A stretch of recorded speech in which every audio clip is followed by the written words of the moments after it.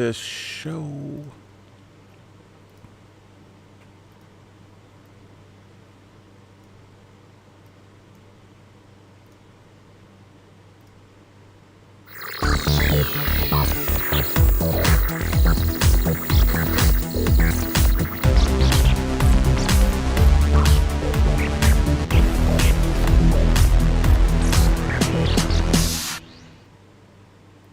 Well, greetings, Imagination Connoisseurs. Once again, it is I, your Duke of... Well, I'm actually your Pharaoh of Physical Media today. So, things change. And you know me. You know what I do for a living. I'm Robert Meyer Burnett, and I've got Pearl with me. Pearl, who hasn't been here for a while. I got her where she was hiding and brought her onto the show to celebrate the release of Alien Romulus. Whether that should be celebrated or not, I leave up to you. But you know what? We're going to talk about it. And, as always, you don't come here to see me. You really don't. As much as I'd like to think that you do. But really, you get enough of me on other shows. What you don't get is the thing that only this show can bring you.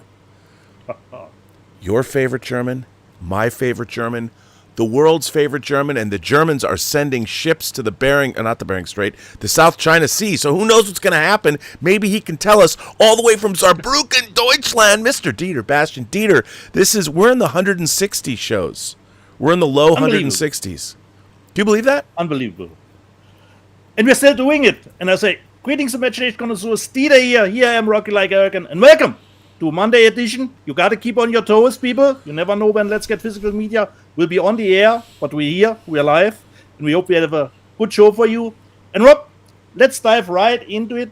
You did an observation on Friday, and I was really curious what you think about that new movie came out, that IP franchise that came out, Alien Romulus. And then I heard you were going to spoiler territory, and I said, okay, I had to skip out. We'll watch the observation show later, but I already got the feeling he's a sourpuss again.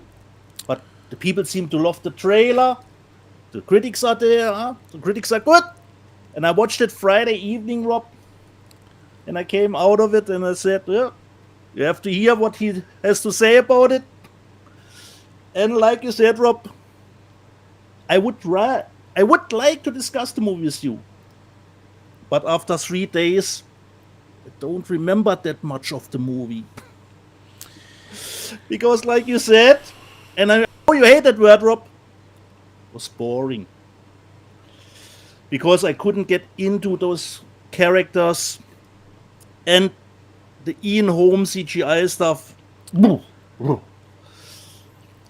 So much stuff is done practical, and then you have that scene that takes you out immediately. And it's not just for a quick 10 seconds. No, he's a big part of the story.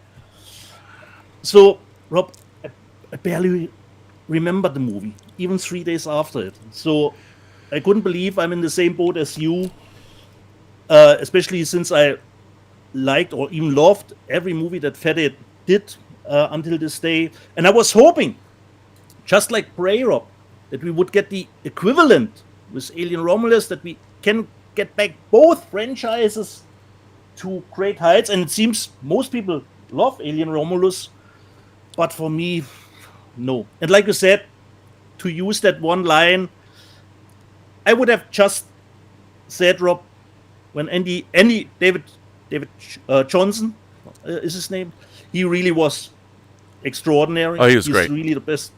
He was really the best part.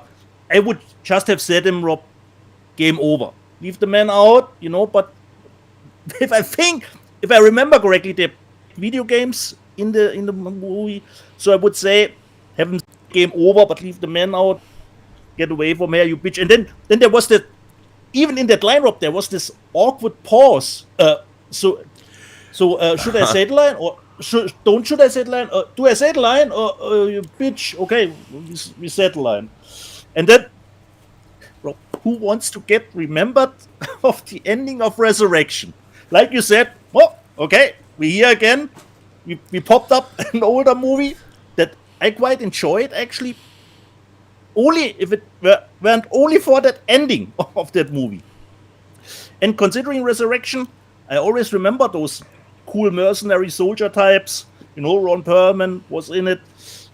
And every of those fourth movies of the trilogy, yeah, the first two are the best, but every one had his own flavor. Yeah, I would say. I agree. This was just, and this was just even the third one, Rob. Even yes, we know this was not the best shoot, but it had great ideas. I couldn't believe with the third one that they go that bleak, even with the continuation of the story. And I quite enjoyed Resurrection. Got a different feeling, different vibe with the underwater scene. If it weren't just for the ending, and if Romulus reminded me of Alien Resurrection at the end, I thought, okay, here we are. But of course, I will buy it, Rob. I need a second evaluation. But for me, like you, I was disappointed. I couldn't believe it. Well, it's really funny because here's the thing for me, is that when the first Alien came out, it was a game-changing, groundbreaking vision that no one had ever seen before. Yeah. Now, the combination of having these blue-collar workers in space who were all instantly relatable, and the way they talked to each other, the way the movie was shot, the production design, all of it, peak verisimilitude. And now we live in a world where, oh, come on, it's an Alien movie. And I find it, I think that, and I've been trying to quantify this because I don't want to get mad at people. If it's good to like things. Yeah. And if you like things in the world, that's great. But I think one of the most insidious things that is happening with our recycling of IP, Alien does not belong to this time period. And what I mean by that is all art and entertainment is a product of the time in which it was made. And when these IPs, I mean, Alien was brought forth into the world in 1979. Now, all we're getting, and the thing is, you can talk about plot and you can talk about characters, but Alien films now have a template. They have a thing that we expect, and the thing about the first Alien was it was completely unexpected. You had no idea what was going on. The life cycle of the alien was so terrifying, and it was so no one had ever seen anything like that before. And to do what was really insidious about the first Alien is that these blue collar workers who were workaday folks, they were just doing their job, and they got hoodwinked by the corporate. They were suddenly, by the corporation they worked for, that they trusted, that they, their livelihood, the company said, fuck you, you're expendable, put ash on that ship with them, and they suddenly, their lives were forfeit for corporate profiteering and weapons making. And there was something, it was such an indictment of corporate culture and the loss of humanity, and the fact that money, capitalism, actually that's profiteering is different than capitalism, but there was so much going on in that movie. In addition to it being a haunted house movie in space, it was so smart on so many levels. And now when I'm watching, this was literally this greatest hits. You had the thinnest of plots to get these characters, which, by the way, were probably the most underdeveloped of all Alien films. And it's gotten to the point where they're just giving us the bare minimum. What was really interesting was the beginning, how Weyland Yutani took care or didn't take care of their workers, and the dehumanization, and people had lost their parents and all. They could have spent 20 more minutes giving us the development of this project. But the thing that I didn't like about Alien Romulus so much is a lot of it just didn't make any sense. So this big space station that has the most valuable scientific research in the galaxy Let it crash, Rob. Let it crash. And they just and see that in the first Alien, you never ask yourself, "Hey, wait a minute. Hey, wait a minute. How could that be true?" You're going with it because it's a first of all, no one knows how to write screenplays anymore. No one. If you bump up against something, if you're watching something, and if you're reminded of a scene from another movie, especially in the franchise, the screenwriters have failed because they have shattered their story. Their story no longer belongs to them. It belongs to, well, in the case of a number of things in this movie, it belongs to the people that came before. And there are some people, and I'm getting more and more of this, there are some people like, oh, it's just an alien movie. Well, what that tells me is that our culture, and this is probably being hyperbolic, but our culture has been damaged. And I really think that Alien Romulus, for everybody's good intentions, that film is part of the tapestry of everything wrong with the modern age. And I feel this way, I've said this about Star Trek, but you look at Alien Romulus, it had nothing new to say.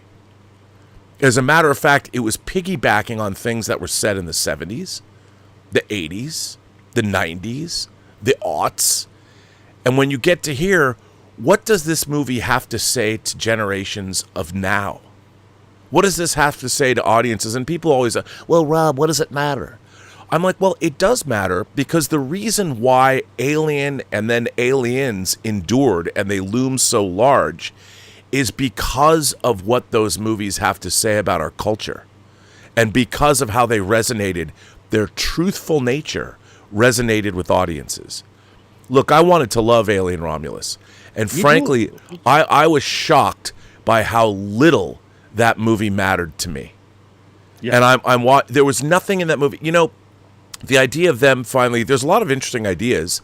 Like, you know, they brought forth, here's another thing. This idea of evolving the human animal in order to better be able to colonize the harsh reality of space. That's a really good idea. But in what universe, after everything we've seen about the Alien franchise, how can you possibly believe that mixing any kind of alien DNA with human beings is a good idea? It's a bad idea. It's a bad idea that we've seen in multiple movies now. It doesn't work. That black goo putting inside it, whatever distillation that you've made. And by the way, I hate that they've now dovetailed the Prometheus. I hate it so much. And to me, you know, they've completely taken this franchise, the Alien franchise, is dead. Now, we're getting an Alien TV series from Noah Hawley, and that might be interesting. But for the most part, they've taken everything that made the Alien franchise interesting and murdered it. And they murdered it because when you're watching it, literally, I mean, it's like, oh, we haven't gotten to the point in Aliens yet where they go down into the heat exchangers where all the I mean, it's like, oh, now we get to this scene, and now we get to this scene, and now we get to this scene. Even the water attack of the facehuggers. Let's take the water from Alien Resurrection, and we'll take the facehugger scene from Aliens, and we'll put them together. And it's like there was nothing in that movie that we haven't seen before. And I'm like, how do you not come up with something? How do you not do something new? And then another thing is they just speeded up the entire, like, apparently you get implanted in the alien. There's no time. Biological processes don't work like that. And it just, to me, it was, and the fact that people, I don't begrudge anybody who likes it, but the people that like it, you know what? They've only ever seen Alien on TV. They never, unfortunately, the experience of seeing Alien in a 70 millimeter theater, it was overwhelming, and it had never been done before. And now it's just all old hat, and it really bummed me out because on one hand, I'm happy for Steve Asbell and 20th Century Studios that it's making money, but if all they're going to do is if they're going to recycle their old franchises and just give us greatest hits every time, what a sad state of affairs we're in. Yeah, and for me, Rob, I was already I was under the assumption, considering terraforming, LV-426 was the first one they did. But now we're putting a movie in between, and it's nothing new anymore. And there are already 3,000 people here on that planet. And on the station, they're doing some experiments. They know about the xenomorph, but then in Aliens, nobody from HQ know about that anymore. So does that fit? I mean, yeah, Wayland Yutani is already. I mean, there's so many questions that it doesn't make, and that's the thing. Nobody thought about this, and I really think that nobody reads, and I don't want to put down Fede Alvarez because he's a very smart guy.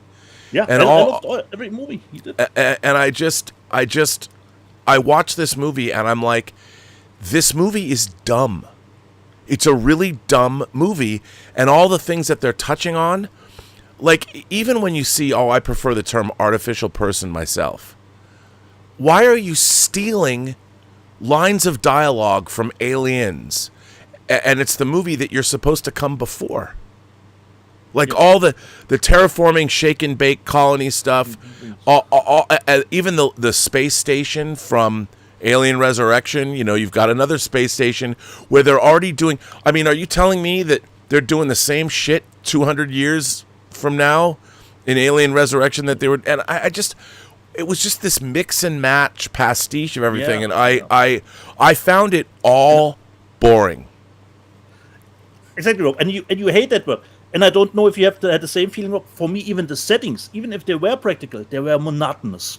We all love Event Horizon. Why? Because you always get a new setting, the gravity reactor and something. But for me, it was just another hallway, another room. Even the first one had different settings. You had the mess hall, you had the cryo chamber. Everything looked different. You had, of course, the planet then. But for me, even the setting, even if it were practical, was monotonous at some point for me. Yeah, and they didn't do anything interesting. Like, if you're going to do recombinant... Like, first of all, too, all right, if you know you're going to be experimenting with aliens, why are you not using synthetics? Why are you... It's one thing for the company to want people to get infected, but why would you want your research team to be sacrificed? I mean, and another thing, too, now, we're on the cusp right now in our world today on medical technologies and we have ethical, like, if we can start gene splicing and changing the human animal and doing all this kind of stuff, why not lean into that? Why not lean into and make it like, if they made a group of alien human hybrids that were not just monstrous and murderous, but if you had a group of people that were evolved that had alien, which they already touched on with Sigourney Weaver, having in Alien Resurrection, but go even further and make it like, maybe we could be combined.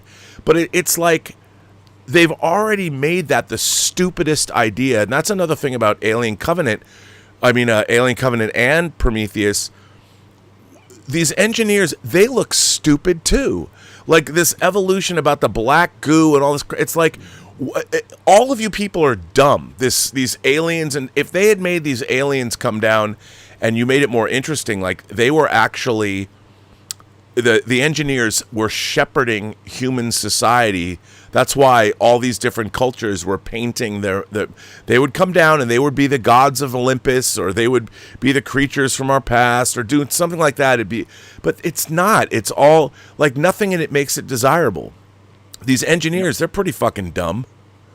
Because look what they've created. Why would you bother creating something that is terrible? What is it good for?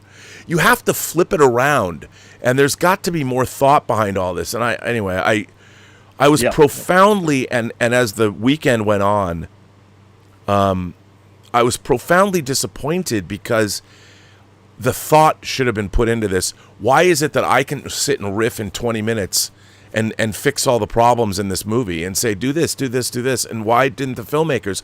How do you sit in an edit bay and look at this movie 1,000 times for a year as you're cutting it together and allow the "get away from her, you bitch" line? And like you said, it's like he's thinking, what should I say here? Yeah. Yeah. And I mean, it was so. And then I prefer the term artificial person myself. I mean, that's like if I made a movie and had someone say, I'm going to make him an offer he can't refuse. And why would you do that? Why would you do that? And very frustrating. Anyway, it did make a lot of money. I couldn't believe I was on this in the same boat as you, because I thought we would have a hit here, but it's doing good at the box office. Let's see how the second weekend, if the hold will be there. Yeah, I mean, look, it was handsomely made. I appreciated. I mean, again, I appreciated the practical effects. But then, why do you bring back Uncanny Valley Ian Holm? Oh, why? Like you're Freddy Alvarez. You can do that, but it has really 100% almost perfect. You can't. If it looks that way, no. It has to be then top notch. And again, why him? You know, you could have brought back Lance Henriksen and de-aged him a little bit, because Lance Henriksen, you know, as Bishop, and they made him look like, or bring back Guy Pearce. Yeah. You know, from Prometheus, and make him. If you're already having a hodgepodge potpourri, okay, bring Guy Pearce. I mean, it's just, and for all this talk about we're going back to practical effects, you know, and then to see this, I'm like everything that Freddy Alvarez, they've had all these behind the scenes videos and stuff, which, okay, you're talking about the convincing nature of, and then we are given this Uncanny Valley CG recreation of Ian Holm. It sounds like all of you are full of shit. If you're talking about practical effects and then you give us this thing that is so unconvincing. Totally. And also, what are the ethics behind bringing back, I mean, I understand Peter Cushing maybe in Rogue One, because you have to explain where Grand Moff Tarkin is. Or Princess Leia at the end drop, but this is just a 3-second shot, but he was a big part of the story. I know. You know? I mean, it's we live in what I call the post-cinema age, and I feel bad about it, but you know, what are we going to do? And considering that one line, Rob, something in the water, you know, because I watched a lot of YouTube reviews, and I was very happy that even Chris Gore or Angry Joe had problem understanding Björn, you know, and I think something in the water is already cutting a meme. And Rob, I watched actually something in the water, because I was surprised when I was at the theater. They played a trailer for something in the water, and I thought, wait, this is already on my wish list. This is already out in America as a digital release. Is this movie really coming out in the theaters here in Germany? Yeah, Rob, it's actually coming out the first week of September, and I'm already hyped if I can watch something that will be available here at the theatrical release. And to my surprise, the beginning was really actually good of the movie. You have a group of 5 girls. They want to get married in the Dominican Republic. It really had a great beginning. But then, through the last half, the pacing fell off the cliff, you know. They were just treading water. Nothing really happened. You have to, if you're doing a shark movie, if you have not that many characters, the pacing has to be tight. You have to know, especially in the last half, so it had a really good beginning for me. It was no green screen visible, you know, nice shots of the Dominican Republic. And I think in the Dominican Republic group, there are some tax insensitive for doing some movies there. So it looked good, had a good beginning. I like the characters that were in it, but then it lost the pacing, lost the steam at the end. So unfortunately, slightly rotten. Well, let me give you. I saw something different, Rob. Something in the water. Well, I want to give you the box office because it's fascinating. Yeah. Now, this is domestic box office. So, Alien Romulus made $41.5 million. Yeah. And it's over. It's at $108 million worldwide. I believe they spent $80 million on it. So that's pretty good. And I will give it up for. I love to see any genre movies, despite the fact I might not have liked them. Obviously there was a lot of love put into this movie. So I'll give it up for them. Number 2, Deadpool and Wolverine has made a total of $545.8 million domestically. And it is going to end its domestic run between $625 million to $650 million. And that will be the 13th highest grossing movie of all time here in America. Domestic box office. Crazy. It ends with Us, the Blake Lively movie. Yeah. $97.7 million for a rom-com. That's amazing for week 2. What do you think the controversy is actually promoting the movie Probably. to some degree? Yeah, absolutely. 100%. So, talk about controversy, $100 million. But it also proves that you can take a literary rom-com, or in this case, a movie about domestic abuse, and it can make money. And I love seeing that. Twisters, dude. Twisters is up to $238.4 million domestically. Great result for Warner Twisters Brothers. is actually a little bit a different case, like Alien Romulus, who is playing a little bit better internationally, but Twisters is actually missing the international numbers. Yeah.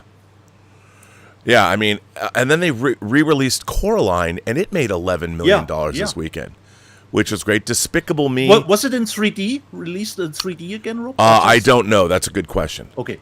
I do not know. But Despicable Me 4 is up to $340.4 million. Great result. M. Night Shyamalama Ding Dong's Trap is up to $35.2 million domestic. I mean, certainly not a bad... hang on, I don't know why I'm getting this. Yeah. My phone is talking to me. I don't know why. There, I think it stopped. But that's a great result for that, too, and it's still making money. Yeah. Inside Out 2 is at $642.1 million domestic. That's a lot of money. Yeah. Borderlands, $13.5 million. Total disaster. And a movie called Stree 2, which I don't know what that is, and I don't know why my phone is continuing to talk to me. But that movie has made a lot. The phone wants your attention. It does. And I don't know why. I've turned it off. Stree 2, is that an Indian film? Not sure. But it's made $2.57 million. Just Stree 2? Okay. There you go. Stree, S-T-R-E-E. Yeah. So there you go. Now, before we get into it, I have an article to read. Yeah. And this is from Variety, and it was published on August 13th. Just quick, Rob, to intersect. Paul and Brunotto in the live chat says, yes, it was a remastered 3D version, considering Coraline. Wow, that's cool. Okay. Awesome. Okay, here's this article. Mass market DVDs are dead. Long live heritage physical media. And John Bleasdale wrote this. Physical media has had a resurgence in recent years, helped by curating and marketing 4K heritage titles in attractive packaging for a keen, if niche, market of collectors. That was the consensus of the Heritage Roundtable discussion held as part of the Locarno Pro section of the Locarno Film Festival. Having seen a drastic collapse in the mass market, the panelists agreed that the one area of growth was the curation of heritage titles, restored for 4 or 2K, and presented with an abundance of extras. So basically, they're talking about Laserdiscs, except the resolution was different. Vincent Paul Boncourt from the Carlotta Films used examples of his company's recent and future releases, including a box set of Dario Argento films and a new edition of Visconti's Bellissima as models of successful products. Our first mission is to release movies on the big screen as a distributor, Paul Boncourt said. In France, we have the good market for classic editions. We have to make the best objects possible. You have to be 4K. You have to have a lot of originally produced extras, and the quality of the film is very important. We have the chance to have a good catalog already. Now in France, in England, in the United States, there is a market. People like to have the object, like a library they want to collect. One of the major obstacles to releases is the issue of rights, specifically when held by American studios. Ronald Chama of Le Film du Camellia argued, "We have the feeling that American studios are less interested to have a movie release, either by themselves or by somebody else, on physical media, because their main goal is VOD, and for them, maybe physical media is the enemy of the video platform. Manlio Goramasara Goma of Goma. Is that how you pronounce that? Okay, it's German of Play On. I have no idea, Rob. Oh, and Severin Italian. noted in Italy the situation is not shiny. I kid you not. He says in Italy the situation is not shiny, Dieter. Nothing to do. The mass market of DVDs is dead. People are going straight to platforms. There is limited availability of Italian films, even from major Italian filmmakers such as Michelangelo Antonioni and Luchino Visconti, with many of the best releases coming from abroad. Gomasara sees possible solutions in more consolidated approaches between companies. We are competing for a very small market, so I'd like to see more collaboration and less competition between companies. Director of the Cinémathèque Suisse, Frederick Meyer, agreed, arguing that with the new release of La Paloma, we discussed the fact that it would be nice if we can put the Blu-ray on a lot of other language subtitles, because even if the main market and the rights we are for France and French-speaking areas, we have the chance to handle the rights for the film worldwide. So we really can think that the Blu-ray might go around the world, and there will be one unique Blu-ray existing of Paloma, which would be this one. I think if the right situation permits it, we also have to try and find cooperation to think globally and not just locally. Speaking as a consumer and collector herself, KJ Reith Miller of the Academy Museum of Motion Pictures said, I'm seeing similar trajectories in that those of us who are collectors and appreciate the aspects of physical media, the booklet essays and the special features, this is something that is on par with what vinyl collecting became 10 years ago for my generation. She continued, we're seeing that with Gen Z and also with millennials, this real desire to have physical objects because the ephemeral nature of streaming means that something that you want to watch and you put on your watch list and then you go to revisit it a week later and it's gone. It's ephemeral. It's never permanent. So you're really invested in learning more about the history of this art form that we all love. I think that investing in physical media is one way to do that. Reith Miller also noted that VHS collecting is growing in Los Angeles and cited the example of Quentin Tarantino and Roger Avery's video archives in Los Angeles, a micro cinema that specializes in VHS and 16mm projections. The general sense was one of cautious optimism in nurturing a sustainable market and culture with an eye on changing technology. How many people still have players? Frederick Murray posed. Overall, there was a shared sense of responsibility for the preservation of the art form and the products it produces. Manlio Gomasara stated, we talk about the market because we're selling stuff, but for me, Blu-rays are also cultural objects.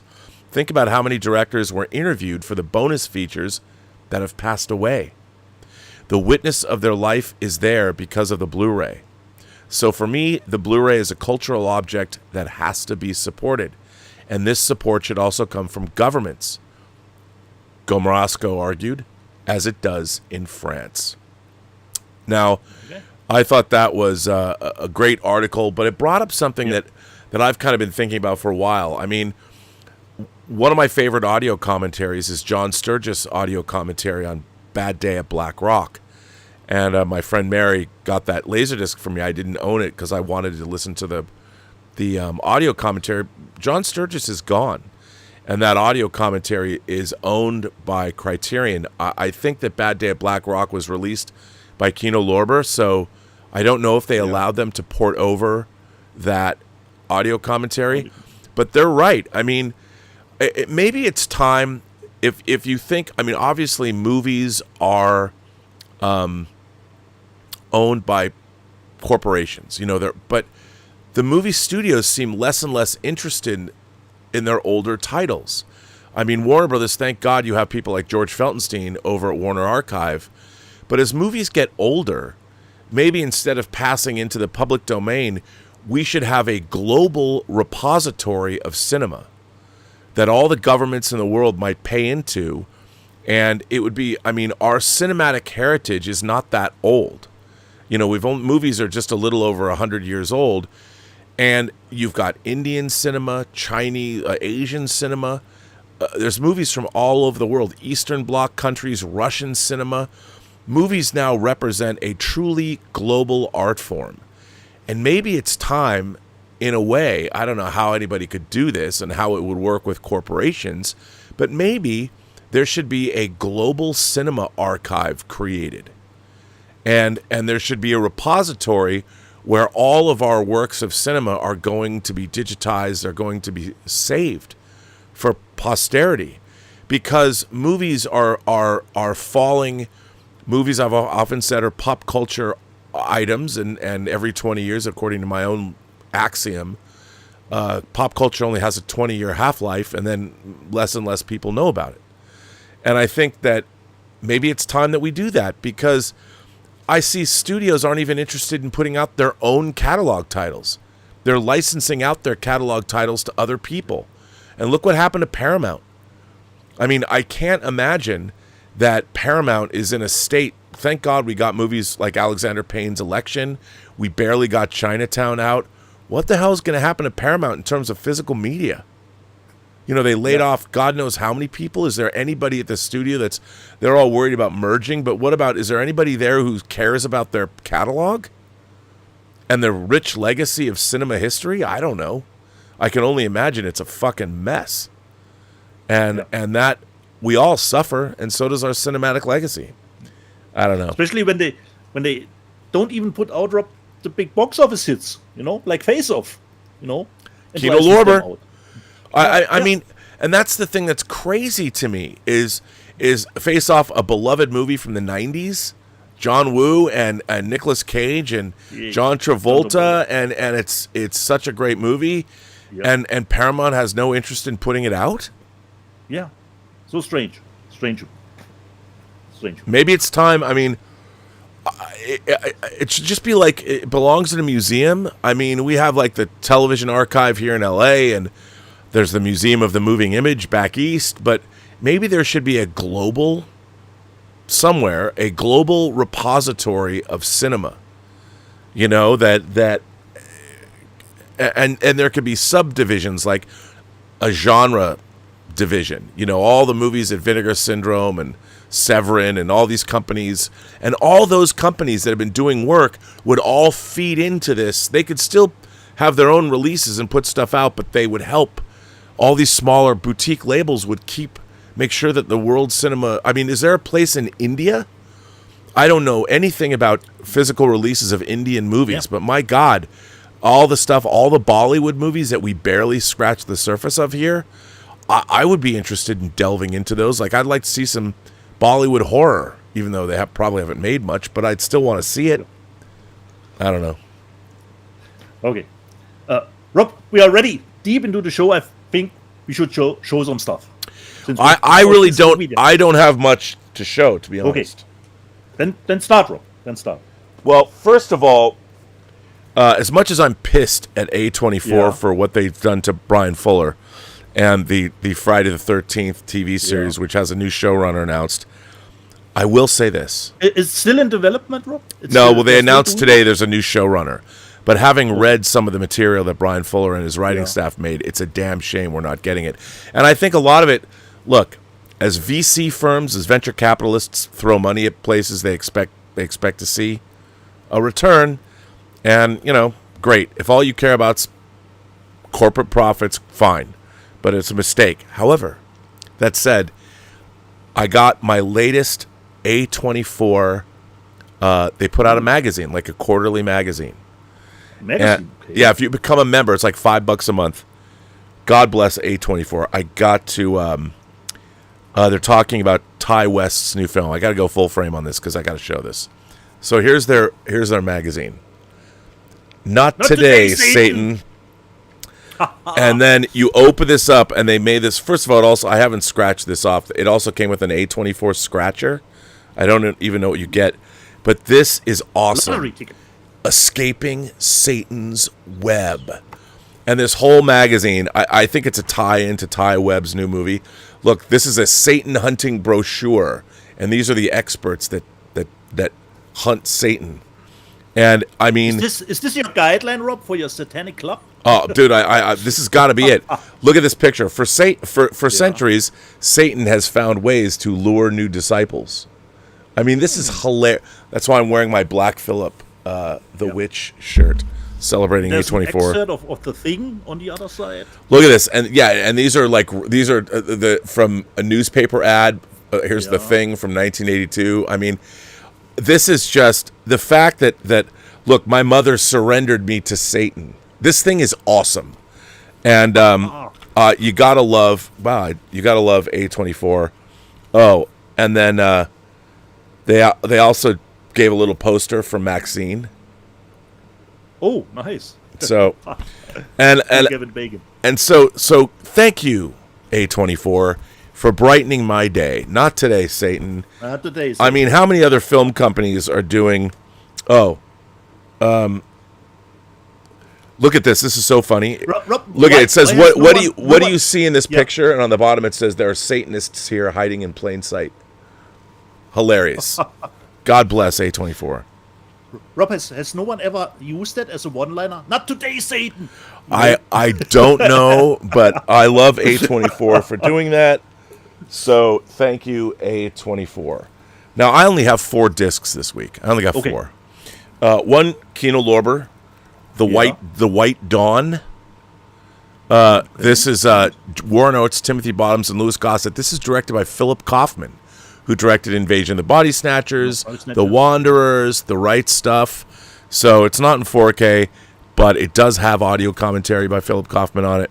Are you sure, Rob? Sometimes the O-ring doesn't say 4K, and then, like you showed on Instagram, it is, you know? That is, to be sure. You know what? To be sure. And I have to point out that I had this here because so I was showing this, and it's 2 movies. You know, you talked about it in Soon the Darkness, and it is in fact a 4K disc, which I didn't know. Awesome surprise. But I should have looked because it does say 4K right there, and it did. And it's say a black case. It's back a black there. Case.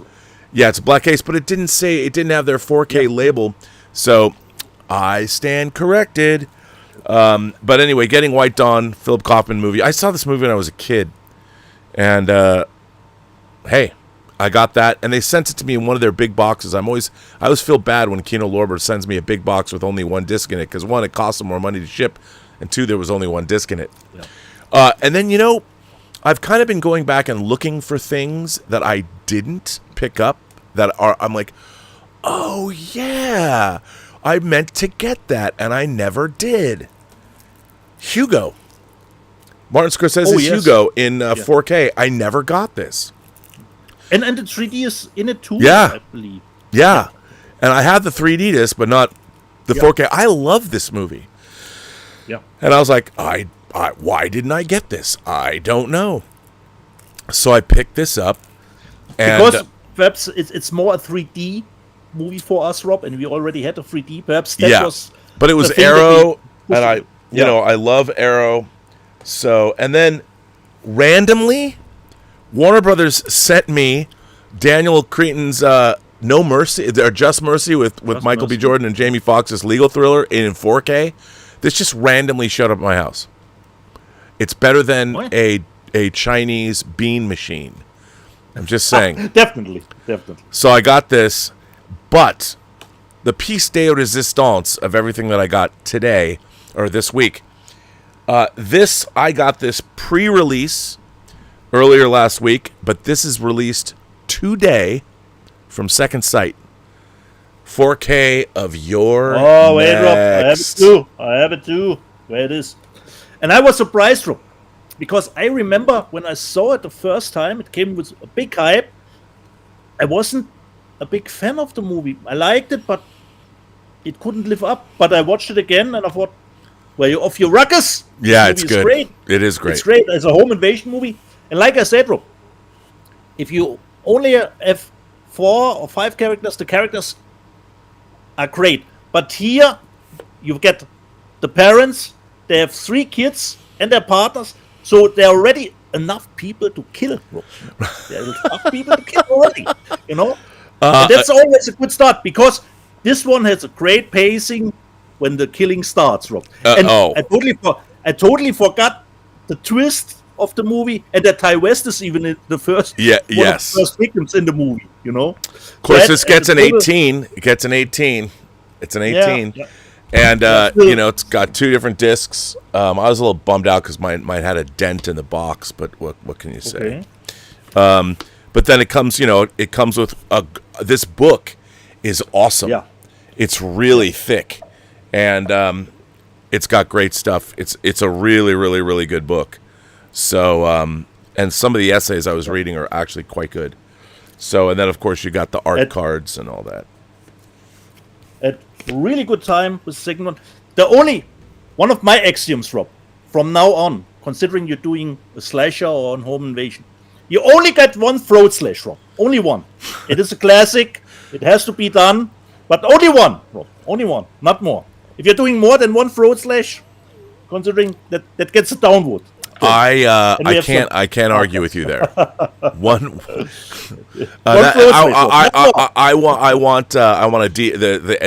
the Bastian axiom.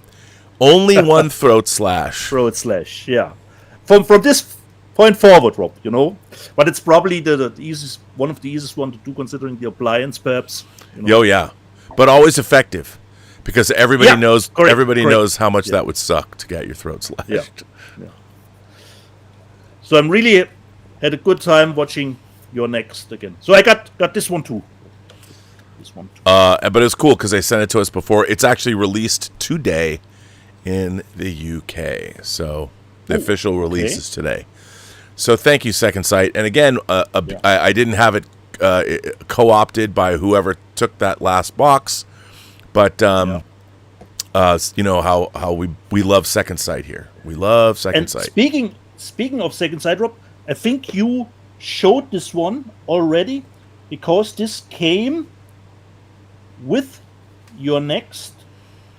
I got it to Rob, the Korean found footage movie, the Haunted Asylum. Yeah, I got that. I'm not sure if I perhaps have seen the movie. Not sure anymore.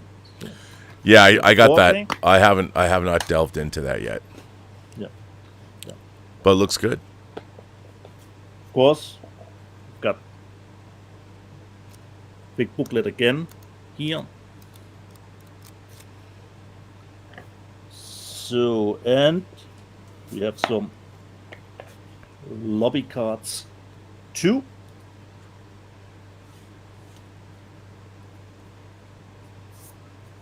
So we have a red theme going on here with Your Next.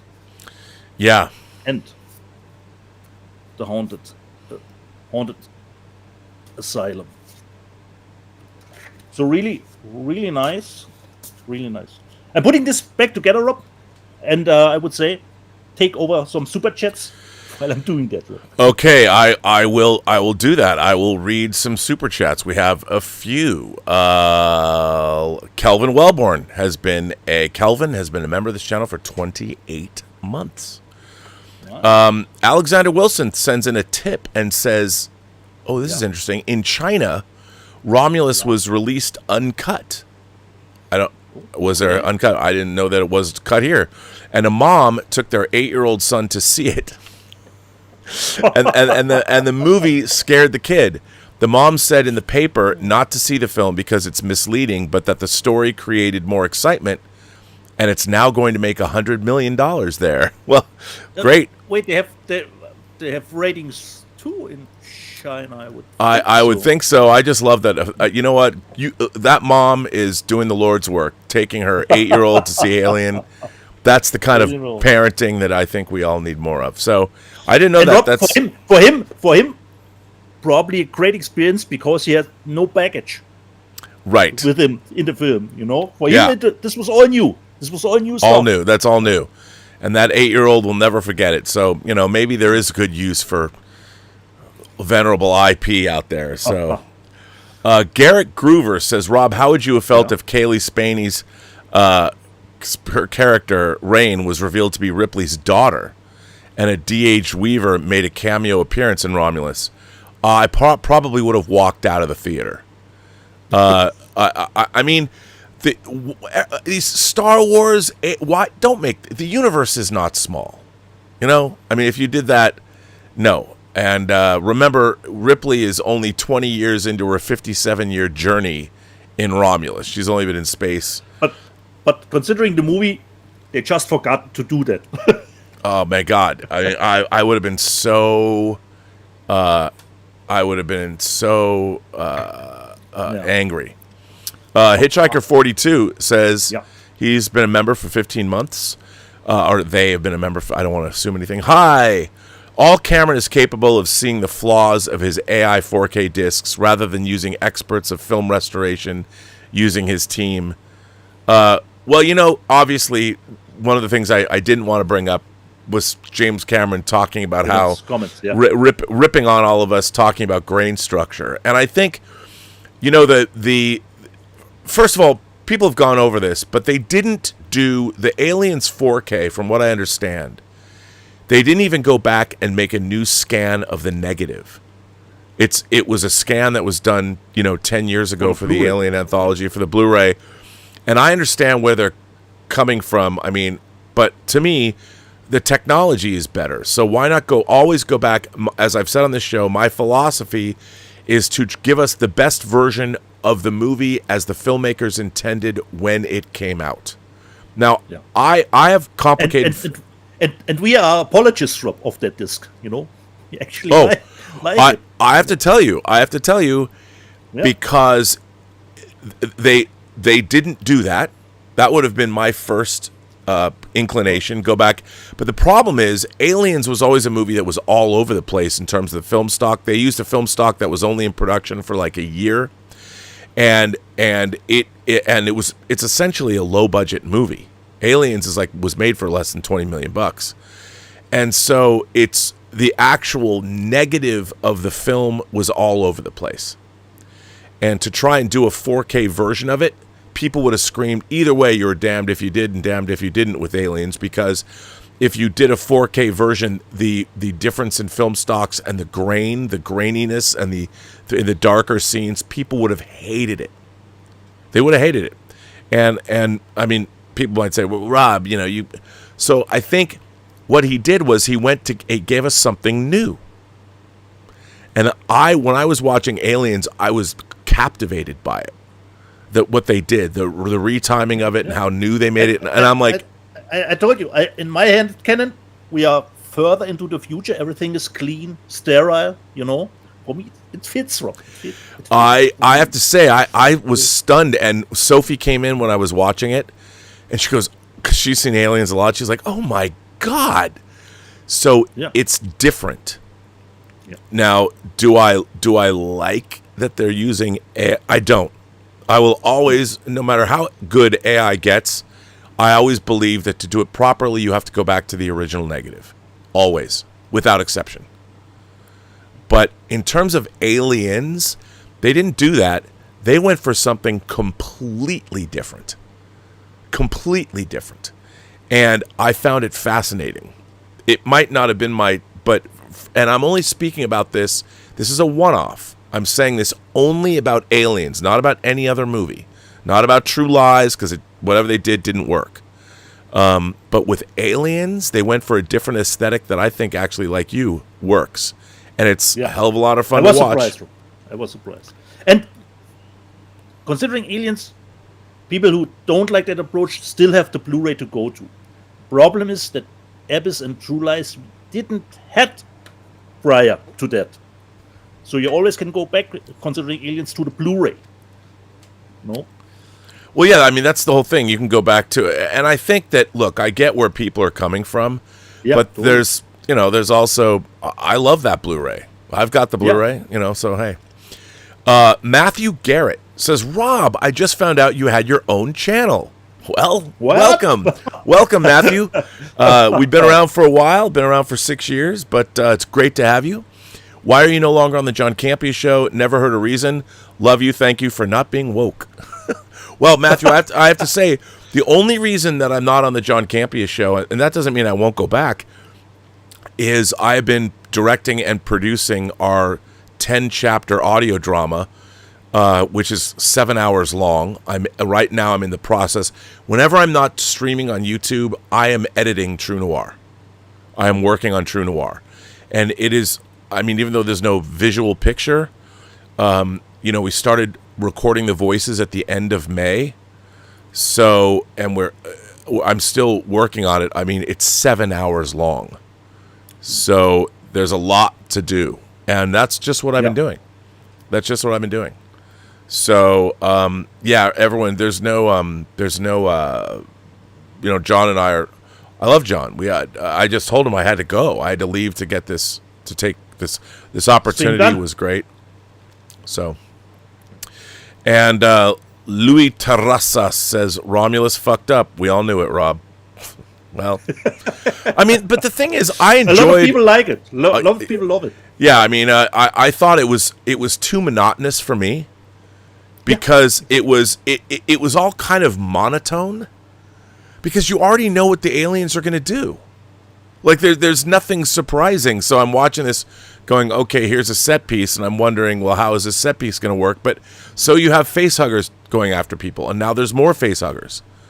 But it also diminished. It seemed like people could hold off the facehuggers more. They didn't seem nearly as dangerous. And like I said, Rob, with the Spiders movies, Infested and Sting, Infested is less scary even with a lot of spiders instead of Sting with just one. Right. Alexander Wilson comes back and says, in China, for R-rated movies, violence, gore, and sex are usually removed. Oh. For Alien Covenant, all the xenomorph scenes had to be removed for the movie to be approved. Alien Romulus was released uncut, which shocked people in China. But that was another thing, Rob. It wasn't extremely gory. Considering it was Fede, I expected a little bit more, considering on that front. I mean, it had some interesting things, like when What's-Her-Face gave birth to the seed pod. Yeah. That was pretty good. But again, you're expected to believe after she injects herself that 10 minutes later, like this giant cocoon thing has grown around her. I'm like, I didn't. It's a problem I've always had with moderns, especially CG assisted monster stuff. There's no physicality in it. It's like when you watch the movie Species, and it transforms. You're just watching kind of a CG graphic overlay. You're not seeing flesh tear. And like with American Werewolf in London, you're watching, it's all practical. You see fingers stretch and it becomes, you're like, ugh. Even though now you know it's... Yeah. So. Garrett Groover says, Rob, do you own any rare or valuable Laserdiscs like the recalled Criterion Laserdisc of Dr. No? Yes, I do. I did keep... I have about 100... Why what was this Laserdisc recorded? The audio commentary had some things that were unflattering about the film. Oh. So that was before they started editing commentaries. I also have those commentaries separate, so if anybody wants them, I can send them to you. Just as audio files. But I mean, I'm looking. I have a whole. So there's one of those white IKEA shelves that have 12 slots. That's right over here, and the bottom level is all Laserdiscs. I mean, I've never played them. The Basic Instinct comes to mind, Rob, because you said there is a making of that didn't. It's never been anywhere else, and it's like an hour long. I should digitize that and put it on my channel because it's not gonna get flagged for. The music might get flagged, but it's a bummer. Considering Laserdiscs that are special. Yeah, I mean, and it's funny. I still I've got the Star Wars trilogy box set of the original version. I have my Japanese Planet of the Apes box set. I'm looking over there and like the Nightmare on Elm Street, the Elite Nightmare on Elm Street. I've got some cool lasers. My Japanese box set of V, the miniseries V. Alexander Wilson says, missed my stream element on the basketball player. Does he mean the basketball player who played the hybrid in Alien Romulus? Because that alien hybrid. Yeah, I don't see it. I don't. By a basketball. It hasn't come through. Let me refresh. Yeah. Maybe it'll come through if I refresh.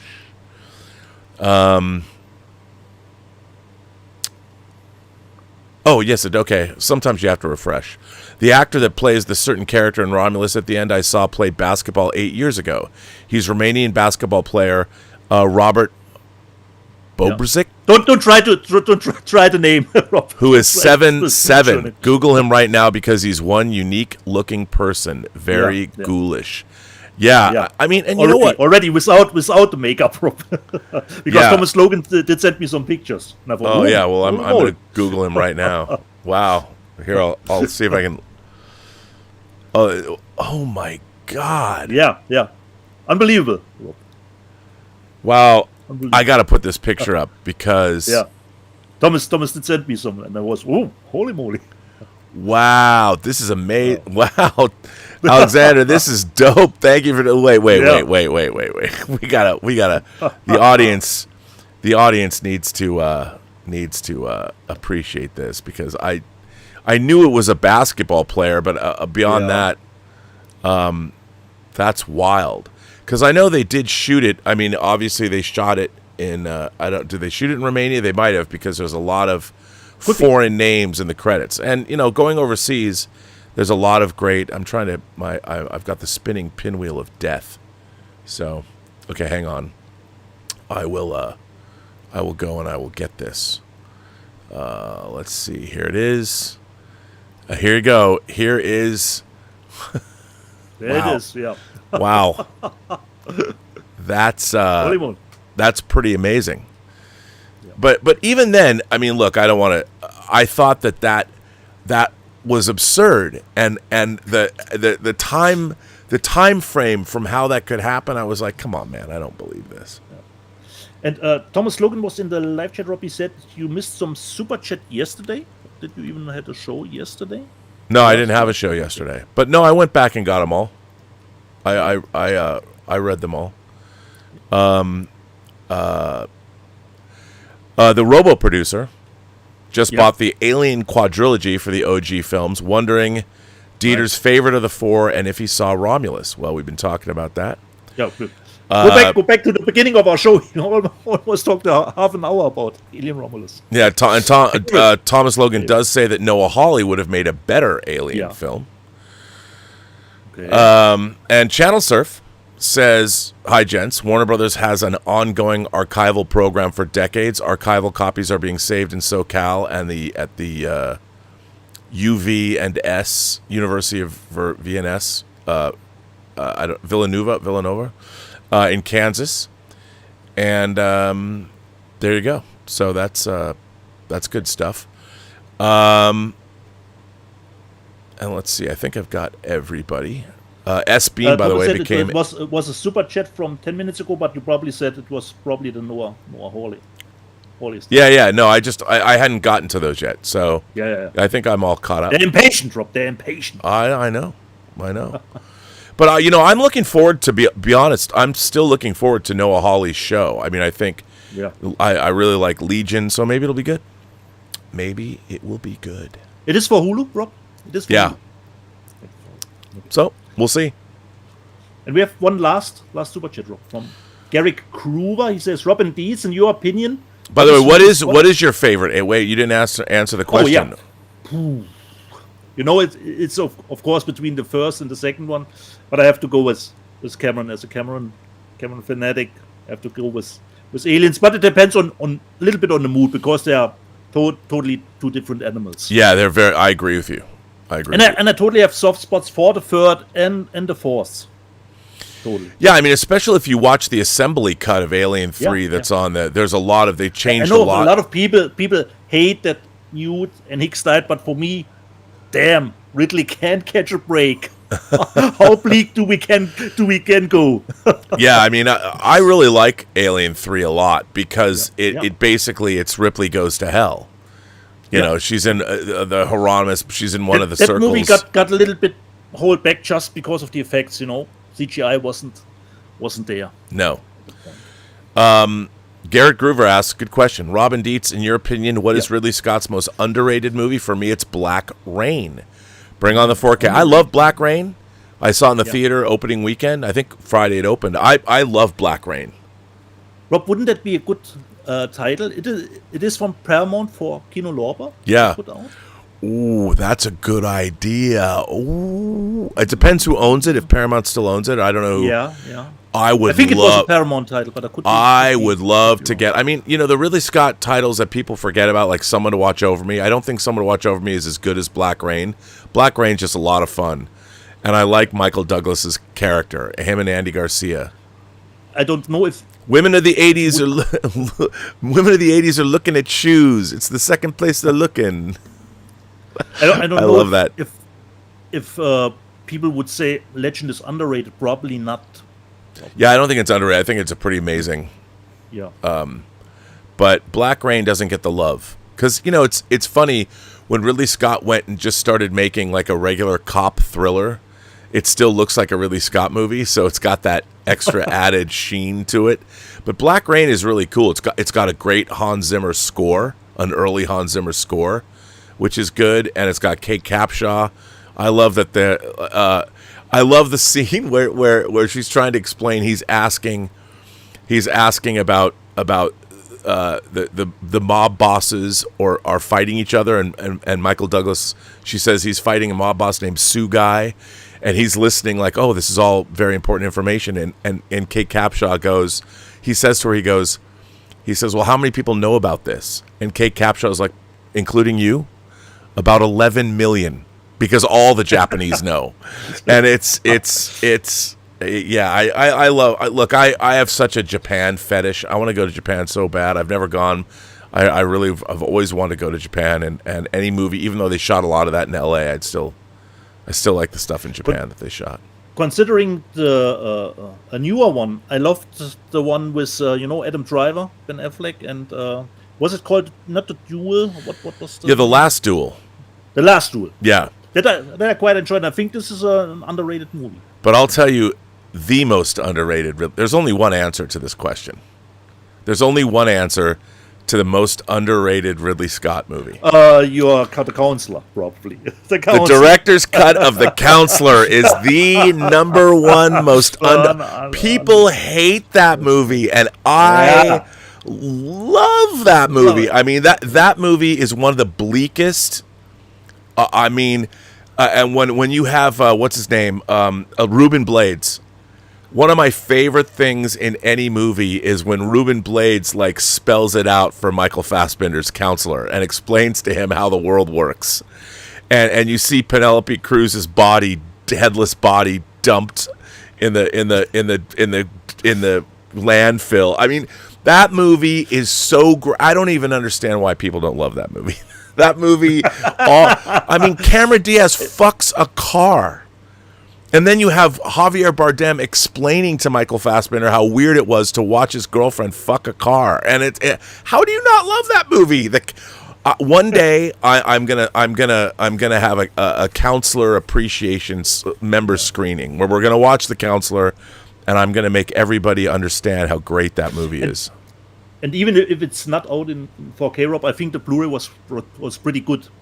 Oh, the Blu-ray's stunning, and like a lot of Blu-rays, will you get the extended version? Will you get because is the extended version of The Martian on 4K? I think yes. I don't have that I got to get that 4K. If anybody, I haven't looked. I think yes, but could be. I don't know, because sometimes you don't get the extended version, but yeah, exactly. The Ridley Scott's most underrated movies. The Counselor. There you go, Rob. Come at me. I'm going to go set up a table at a college campus. Ridley Scott's most underrated movie is The Counselor. Change my mind. You can't. Are we caught up, Rob? Yes. We're caught up. Then I would say I show some stuff that I got over the last week. First one, Rob, which you already showed. I got my reviews. Nice. Have you watched it yet? It looks fantastic. Yeah, totally. And the sound, I can't get enough of that Thunder bike, Rob. I know. Could hear that driving around all day, Great. And it has surprisingly a lot of special features. Mm-hmm. To use. No, it's a great disc. This one, a little bit of music. I didn't buy this. This came from my oldest and dearest friends, CP. He's my go-to guy when it comes to Pink Floyd, and he did send me a CD, Pink Floyd Live at Wembley in 1974. And he says, it would sound awesome, but I haven't heard it yet. And it comes with a great little booklet, a little bit like a comic almost Wow. in it. And I think even the CD has a pretty cool look to it. Yeah. Nice. So, live in Wembley, Pink Floyd. 50. So a recording from 50 years old. Unbelievable. Ken, the backdrop, perhaps you have seen it. I was thinking about getting the UK one, and then I got the US one from Grindhouse releasing Death Game from 90. Let me just see. 97, I believe. 1977. How is it? Death Game. I haven't seen it, Rob. Comes with a reversible cover artwork. The pretty thick slip. It's nicely embossed here. And it comes with 2 discs. So the movie and extras and even a booklet. I already used the reversible cover artwork. Nice. Here's another one. And comes with a booklet. You're not familiar with the movie, Rob? I'm not. I've never seen it. Okay, Death Game. An intense, uncomfortable film, an exercise in suspense, violence, and degradation. What more can you ask? I was gonna say that's like my Friday morning. Death Game. Then of course is it from Shout Select? Yeah.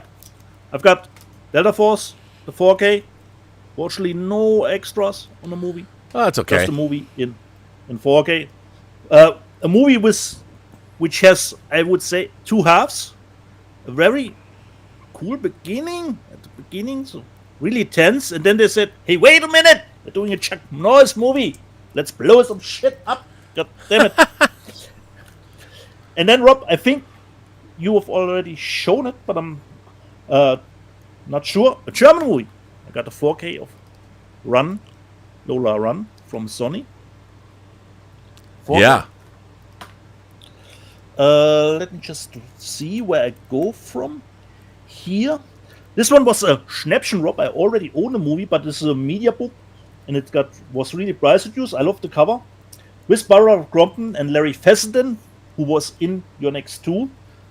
I bought Jacob's Wife again, Rob. As this. Well, you got to do that. Why not? Love it. That's really nice. So it was really nicely price reduced, and I thought, hey, love the cover artwork. So I bought Jacob's Wife Yeah. again. Then a movie from Dolph Lundgren back in the day, from Ted Kotcheff, actually. I bought here from Germany The Shooter. It's a media book. I remember liking the movie, and I think Hidden Assassin was the other title of the movie, and probably The Shooter could be the German title of the movie. Yeah. The Shooter. Then let me just see. This is already the 3rd time I bought the movie, and it's a pretty new one. But I saw what was in the German media book, and I said, okay, I like this. Yes, this is AI created, but I said, I want to have this. Because I bought the US version, and then Thomas Logan showed me a picture, and I said, okay, I will get that one with that cover. So I got the German version of Civil War media book, and it comes, Rob, with art cards, AI generated art cards, the motives. And there were some that I didn't know. So we have San Francisco, then Chicago, and this one was new to me already, the Destroyed Sphere, Las Vegas, Los Angeles. This was new to me. Miami. We have Miami. By the way, if any Americans And- destroyed the Vegas sphere, they deserve to lose. Come on. I mean, all this stuff, give me a break. And comes, of course, with the German 4K and the Blu-ray. And as a media book. So if it weren't for the art cards, I would have said, okay, I have the movie enough, but I love those motives. I know it's AI generated. What can I say? And the last two ones, nothing new, older movies, back catalog. But I love the movie, and I quite said, oh, this looks nice, from Universal, from the UK. Special edition of Atomic. Ooh, nice. Blonde. That's nice. Really Who looks cool. put that out? Universal, Rob. It comes from Universal. Wow. It's limited to 2,000. Wow, that's editions. beautiful. Yeah. Especially when you have it in your hands, considering the strains. And that's 4K? Yeah, Rob. It comes with the 4K Steelbook. But not only the 4K, it has the Blu-ray in it. Sure. Too. And we have, just see, a booklet for the movie with some quotes.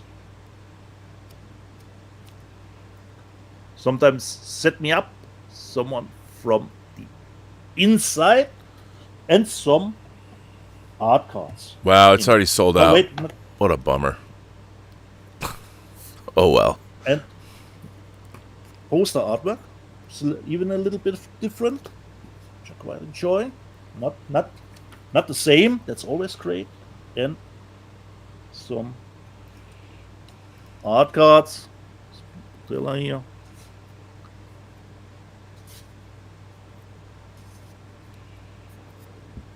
So Atomic Blonde in the collector's edition. And the last one, Rob. I thought I was done with this movie. I thought I was done with it. But then, one of the greatest things about doing the show with Europe is getting to know people, even having contacts all over the world in my phone. Dude, it's true. It's true. Getting And- to know people. And Paul from Twinflix said, "Hey, dude, have you seen this is coming out in Germany?" And I thought, yeah, but... And he said, yep, and the longer version is in 4K. I said, wait, what? I thought this is not possible. And I said, okay, will they buy the damn movie again? But this is really the last time, Rob. Came out in Germany here again, Rob. Waterworld. Wait, And is it comes with is the Ulysses edition in 4K? Exactly, Rob. The Ulysses cut is in 4K. What? Here. Yeah. As you would say, God damn it! God damn it! Yeah, Paul from Twinflix told me that. I said, wasn't there the rumor that it's not possible? So I have no idea, Rob. They probably use how it AI came to upscaling be. on it, but that would be the Could third time be. I bought that box set. I bought the Blu-ray, I bought the 4K, Yeah. I bought the thing. So, of course, it is a nice set too, with a booklet. How does it look? And then we have some art cards here. Can't tell you how many times I bought it. Then we have the poster, but just a smaller It's pretty one. dope. And it totally, the outer box really looks great. And then we have the digipack, the digi. So Yeah. it looks from the back like this. You said Digi. You didn't say Diggy. Digi, you said it right. Diggy's wrong. You said Yeah. Digi. You said I Digi. You know. got it. Yeah, Wow. sometimes Bravo, the German bravo. slips in, Rob. No. Bravo. Well done. So we've got in 4K the theatrical version and the longer version, then on Blu-ray theatrical version, the longer version, and extras and the soundtrack from James Newton Howard. Nice. As a separate discs. So I bought the world again, Rob. This was my last one. Let me just put everything back together. But I haven't watched the longer version yet, Rob. How it will look. I have no idea. I was surprised too when Paul made me aware of it, that the longer version is. By the way, I have to say one of my new favorite must-watch is Paul's comparison videos. Yeah, totally. His Blu-ray or 4K comparison videos. He does a great job, and it's been long overdue. We have to have him come on the show. Yeah. But their Twin Flicks comparison videos are really good. He does a really good job. Yeah. I like it because it's a lot of the time it's like in your face, haters. So let me just put it back. And stuff that I've seen, Rob, I couldn't believe that I watched yesterday. We didn't have a show, so I had some time yesterday. I watched a Vogue movie. A Vogue movie is a girl boss, Rob. And then I said, hey, this is from 90. From 90. From what? From 90? When was it? 474? Damn, I don't find the year again. But I was surprised because it was one of the gaps. Because I've never seen it. I always heard about it. I watched Soldier Blue. Rob, how was that? Great. I was totally surprised how violent the movie actually is. And this is the uncut version, because I know there are some very nicely horse faults in it. So the UK is censored. But this is the German one. This is the uncut version. And I totally was surprised how shockingly good this movie is, even considering the age. So still a recommendation. Love the look of the movie.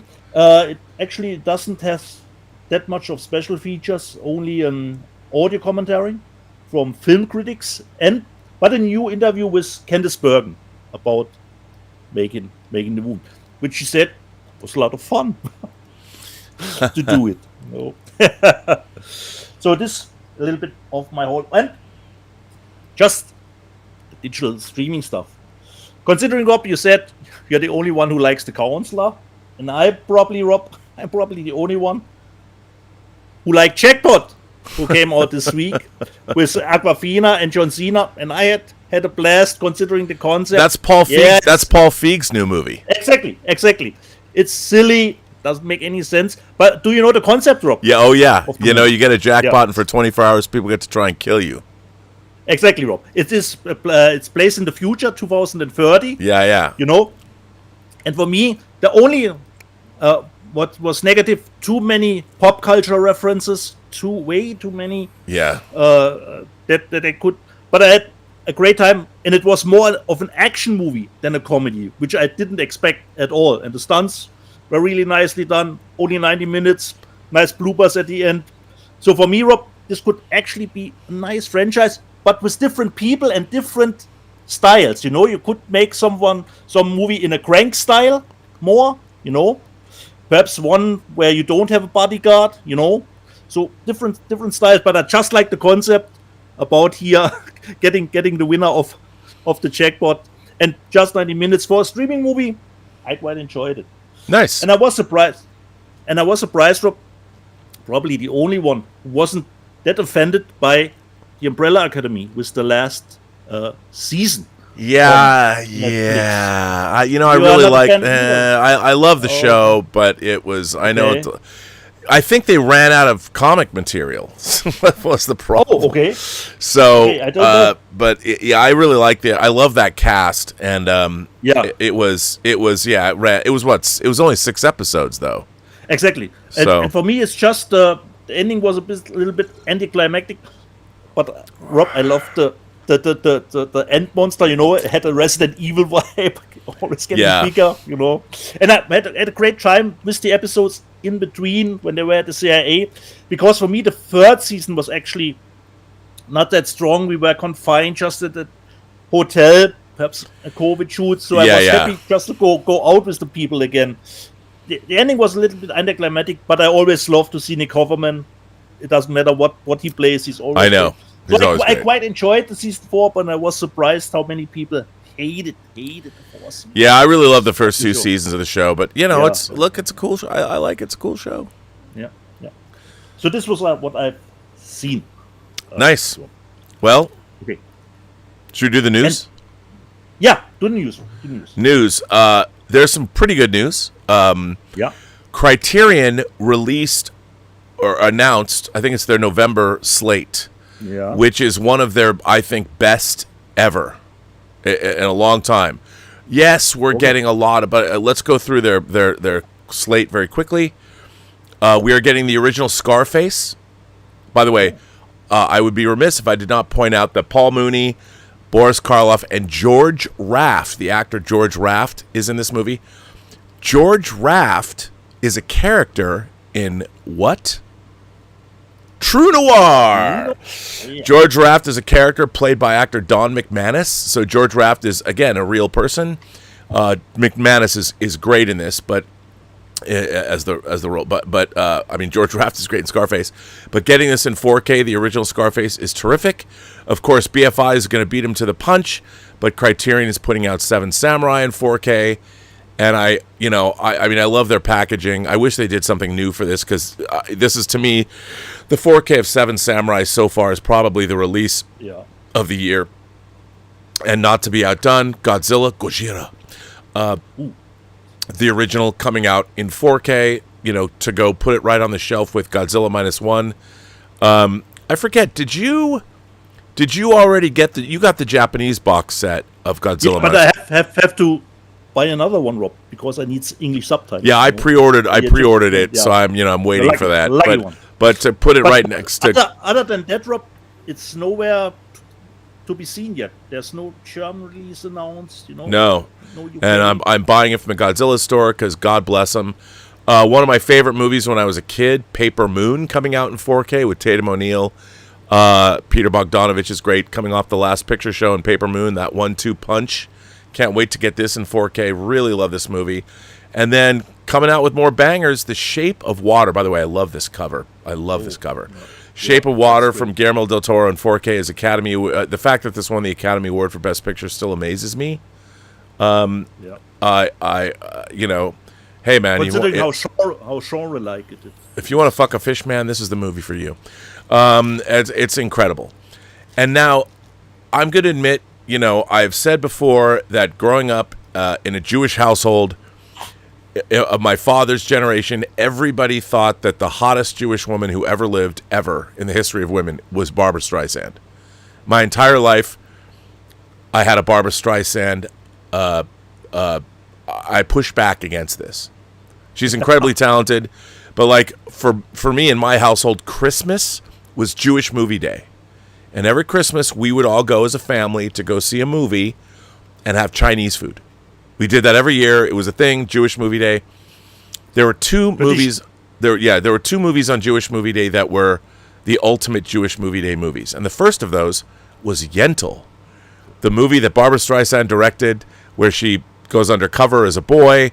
And I'm like, no fucking way. There's no fucking way I'm spending Jewish movie day watching goddamn Barbra Streisand, because all I heard about was how beautiful Barbra Streisand was. She's incredibly talented. I mean, if you grew up in the 60s, I get it, the way we were. I get all of it. That said, my favorite Barbra Streisand movie is the William Wyler directed Funny Girl. Coming out in 4K from Criterion. Omar Sharif and Barbra Streisand. I fucking love this movie. And look, I'm not saying I dislike Barbra Streisand. I'm not. But she's unconventionally beautiful. Not my thing, but my dad's generation and everybody 60s, I understand. But I had to grow up in a household and grow up in a religion where Barbra Streisand was basically Elizabeth Taylor and Cleopatra. And I'm like, it's not the same thing. But anyway, I will say this. This movie rules, and to get this in 4K, I bet this transfer looks succulent. So I'm very excited to get it. So Criterion, really strong. Funny Girl, Shape of Water, Paper Moon, Godzilla in 4K to put right next to my Godzilla -1, Seven Samurai in 4K, one of the greatest movies ever made, and of course the original Scarface in 4K. Criterion, killing it. Now, Eureka, I brought this up before and they announced it, but this, from the silent era to get Les Vampires, Judex, Fantomas, I mean, here's a box set of all these great serials from the silent era. These are some of my favorite silent movies, or silent, I mean, they're serials, but this is one of the greatest things ever. This is might be one of my favorite releases of the year. It's coming out. Everybody should get this because it's fucking dope. Then we've got, okay, so I already showed the Kino Lorber. This is a Kino cult title, and I think it's 15 or I think it's 16. I do not understand, and perhaps we're not meant to understand, Kino Lorber's Kino cult releases. All I know is they're fucking awesome. Insane, but awesome. And this is one of their latest classic ghosts, 1970s gothic television. Susan Sarandon's on the cover. I mean, I don't know if we're getting Satan School for Girls. I don't know what we're getting. I didn't even look to see what. I just saw the cover. I'm like, I mean, Kino Lorber is putting out some of the most eclectic, cool shit. And not just because they sponsor this channel, but boy, do I love that they're putting this out. They already put out classic horror and classic sci-fi. Now we get classic ghosts, 70s gothic television. Now, the problem is it's 70s television, which means it's NTSC, so it probably won't be the greatest looking stuff in the world. But I loved my TV movies from the 70s. Who knows what's on it? I don't. Can't wait to find out. Hooray. So thank you, Kino Lorber. Then Via Vision is putting out for Halloween, the end of October, Abbott and Costello, the horror collection. You know, they do a nice job packaging, and also with more Universal stuff, their Mummy collection. 5-disc Blu-ray, limited edition, 3D lenticular hard case with art cards and all kinds of swag. If you love these movies, hey, here you go. You go, Via Vision. Got to import them from Australia. But still, cool stuff. Cool stuff. And then, I've never seen this movie. I don't know this movie. Alistair Sim, don't know anything about him. But it's Kino Lorber It's Studio Canal putting out British classics. Love it. I love all these things. I love the Ealing Studios movie. The Kind Hearts and Coronets and the Lavender Hill Mob. And I'll buy any of this stuff because it's all great. So thank you, Studio Canal. And then we have Dark Knight of the Scarecrows. To be honest, I didn't even know there was a sequel, but Dark Knight of the Scarecrow fucking rules in 4K. Are you kidding me? I'm totally buying this. I can't wait. This is why we live in wondrous times. Can't believe this is coming out. Can't believe it. It's nicely done, Rob. In the bottom half, Bubba's back in 4K. I know. Isn't that hilarious? I mean, come on. Bubba's back in 4K. Then we have, first of all, as everyone knows, the TV series Friday Night Lights is the Star Trek of East Texas football. One of my favorite TV series of all time. I'm in love with Connie Britton, and I love Coach Taylor. He's the Captain Kirk of football coaches. I love the movie, too. So Peter Berg directed this, and this is coming out in 4K. Beautiful steelbook. I love this movie. Billy Bob Thornton is basically in the Coach Taylor role, although he's not named Coach Taylor, and I really do love this film a lot. Not as much as I love the TV series, but still, it's great. Can't wait to get this. Love it. Then we have Get Out and Us. Now, I love Get Out. I was not a big fan of Us, but they're putting both out in this cool steelbook edition, special edition. Looks great. Looks great, right? I mean, you know, the thing is, I love the first. What disc, Rob? So 2 4Ks and 2 Blu-rays. Yeah, 2 4Ks and 2 Blu-rays. Now, here's the thing. I might have a problem. I don't like where Us goes, but I like the first half of it a lot. I think Jordan Peele is a director that I've loved. I mean, from the Key and Peele show. I know Dave Chappelle thinks they stole his act, but I don't care. I love Jordan Peele. I can't wait to get this. I'll buy this set. And maybe I'll reassess Us and I'll like it more. Who knows? But it's a great set. Always cool to reassess. Like with me, with your next. Yeah. Totally. And then we've got, okay, this. Yeah. Dude. Now, I mean, this is hentai common hentai. Hentai common, like Kamen Rider, Super Sentai, but it's also hentai. Super Sentai, I've never seen this, but I'll tell you something. I'm going to buy it. Yeah, I own this, Rob. This already came out in Germany a long time ago, but I haven't gotten around to it, Rob. But I have the movie. Oh my God, dude! And I think, Rob, there's even a sequel. I mean, what is he wearing? A diaper on his face? I don't even know. Could be. I think there was even a sequel to it. Yeah. Well, Forbidden Superhero. It's common hentai common. I'm totally gonna get it. Well, I don't know what's going on here, but I unapologetically am going to buy this. So this is not in the Nippon Erotica set. No, it's not. It's not. And this, by the way, the Taming of the Shrew, coming out from Imprint. I love this whole packaging. Richard Burton and Elizabeth Taylor, Hollywood's favorite power couple that nobody remembers now. But hey, if you're a millennial, you should look into the history of Elizabeth Taylor and Richard Burton. But I will definitely pick this up. Very cool, coming from Imprint. Another disc I'm really excited to get, Rian Johnson's debut feature, Brick. Nice. I love this movie in 4K, coming from Kino Lorber. Once again, Kino Lorber. I don't know how you keep doing this. I don't know how your economics work, but God bless you. Between your cult titles and your 4K releases, I love Kino Lorber so much. It will be interesting to see the look. Wasn't that a 16mm shoot, Brick? I don't know if it was. Maybe. I mean, I love the look of the film. It might be. I'm not sure. That's a good question. Now, here's something interesting. Anchor Bay. Anchor Bay is coming back. They're reviving Anchor Bay, and one of their first releases is a recent film, Cursed in Baja. I know nothing about this. I know nothing about this movie, but Anchor Bay, it does. I don't know much about what's going on here. I've never even heard of this movie, but look at the cover. He went in with questions, but the answers nearly killed him. This looks like some early 70s or late 60s exploitation title, but Anchor Bay is, in fact, putting this out on disc. I'll buy this just out of curiosity. So there you go. Those are the discs that I thought were worthy. There's other things coming out that were announced, but hey, I thought those were the most worthy for our audience. Yep. Now let's jump into the top-selling Blu-ray discs. Oh, look at this. Number 1, Civil War. Nice. The Fall Guy, The Boy and the Heron, Twister, Ghostbusters Frozen Empire, The Ministry of Ungentlemanly Warfare, Godzilla X Kong, The New Empire, Collateral, because that was apparently re-released, Dune Part 2, and The First Omen, which, by the way, I really love. So I have that. Need to buy the first one. It's good. Top-selling 4K Ultra HD Blu-ray discs. Of course, the 4Ks, we've got The Fall Guy, Collateral, which I bought when it was first released. I don't know if they've changed it at all, but Twister, Civil War, The Boy and the Heron, Bill and Ted's Most Triumphant Trilogy, which is great. I didn't get that, but I probably should. Starship Troopers, but I've got that 4K Steelbook, which is awesome. The Ministry of Ungentlemanly Warfare, Hackers.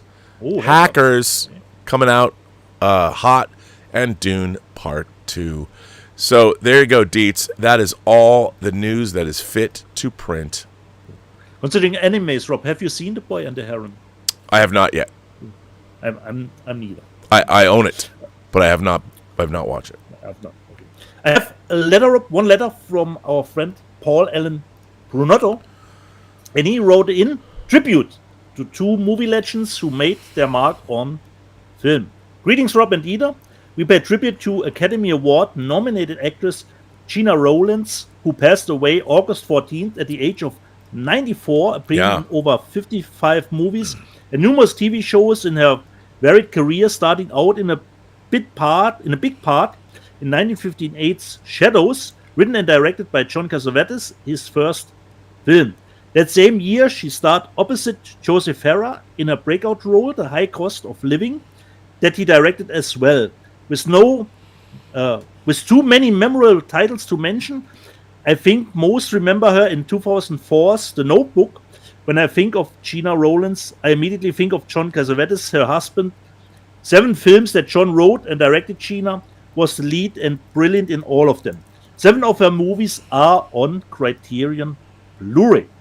And French film legend and award-winning actor Alain Delon, who just passed away yesterday at 88 years of age, known for his model-type good looks, was also a producer, screenwriter, and singer. With over 100 film credits, one of his more well-known titles being Le Samouraï, just released on 4K as Criterion has 7 of his most famous movies, a box set in the future as a tribute perhaps. Both of these incredible artists have such a library of films to go back and watch their craft and be amazed at us physical media lovers around the world can cherish their legacies, and we honor them both with much respect. Paul Allen Brunotto. Nice. That was a very nice remembrance. Of a tribute. Do we have some super chats? Nope. We're all caught up. Okay. If you want, Rob, you can take a break. And I do the... Yeah, because I got to go soon. We got to end the show. Okay. But yeah, I will go take a break. I'm going to go drain the main vein, as it were. Nice. I leave it up to you. Okay. In all my incapable hands. Previously on Let's Get Physical Media. Indiana Jake, the prodigal son, and Deeds have returned. Here we are. Again. GA, I'm in love with Alicia Schmidt, Dieter. You should be proud. She's an athletic, in the athletic field, but I have nothing to do with Alicia Schmidt. Just being German. And the man said, Guten Abend, everyone. Thank goodness, not in the early hours of Sunday morning like last week. Perhaps we should do that again. Quite enjoyed it. Roberto Suarez. Rebel Moon Director's Cut is rough. And the man said, Mark Helmut's review of Rebel Moon 2 was another epic rant. The Alex Sorba, Rebel Moon, if Dieter is skipping something, it must be beyond horrible. I'm not skipping Rebel Moon, but considering the running time, I really have to push myself to say, okay, I give it a watch. And Albetal says it was already rough in the shorter version, so I decided to skip it. Brian Doyle, I quite like Borderlands. Hey, hot take here, but I haven't seen Borderlands. Perhaps there's something to be good to take away from it. Uncle Jimmy, I watched 5 minutes of Rebel Moon Director's Cut and had to tap out. It made me sad. Campia's right. Snyder needs to 86 his writing. And Chris Molina said the entire cast for Borderlands is bullshit. I love Kate Blanchett, but she's at least 20 years too old for the character she's playing. Jamie Lee Curtis is a good 40 years too old. Seriously, fuck that movie. Fuck Borderlands. Gary Smith, after Rebel Moon Part 1, I was like, I'm good, thanks. Let me just see here. GA, hard to believe Craig Mason had anything to do with Borderlands. They must have butchered his script. Yeah, and I heard he used some synonym for his involvement. Christopher Carrillo. Jamie Lee Curtis can suck it, though. I don't like her comments about Marvel, and I don't like her dissing Marvel all the time. She is mad, annoying. Yeah, she's a little bit off her ruckus lately. And you probably shouldn't say Marvel is in a bad state if you come out with Borderlands. After that, that's probably not the best take. Roberto Suarez, considering Twisters, but Twisters makes people in the Heartlands look like idiots. During a known period of increased Twister activity, people acting like nothing is happening, and no one has prepared shelters. Okay. GA, has Twisters made a profit? That's tough to say. I would say in general, no, because the budget was 155. But as far as I know, the distribution is split.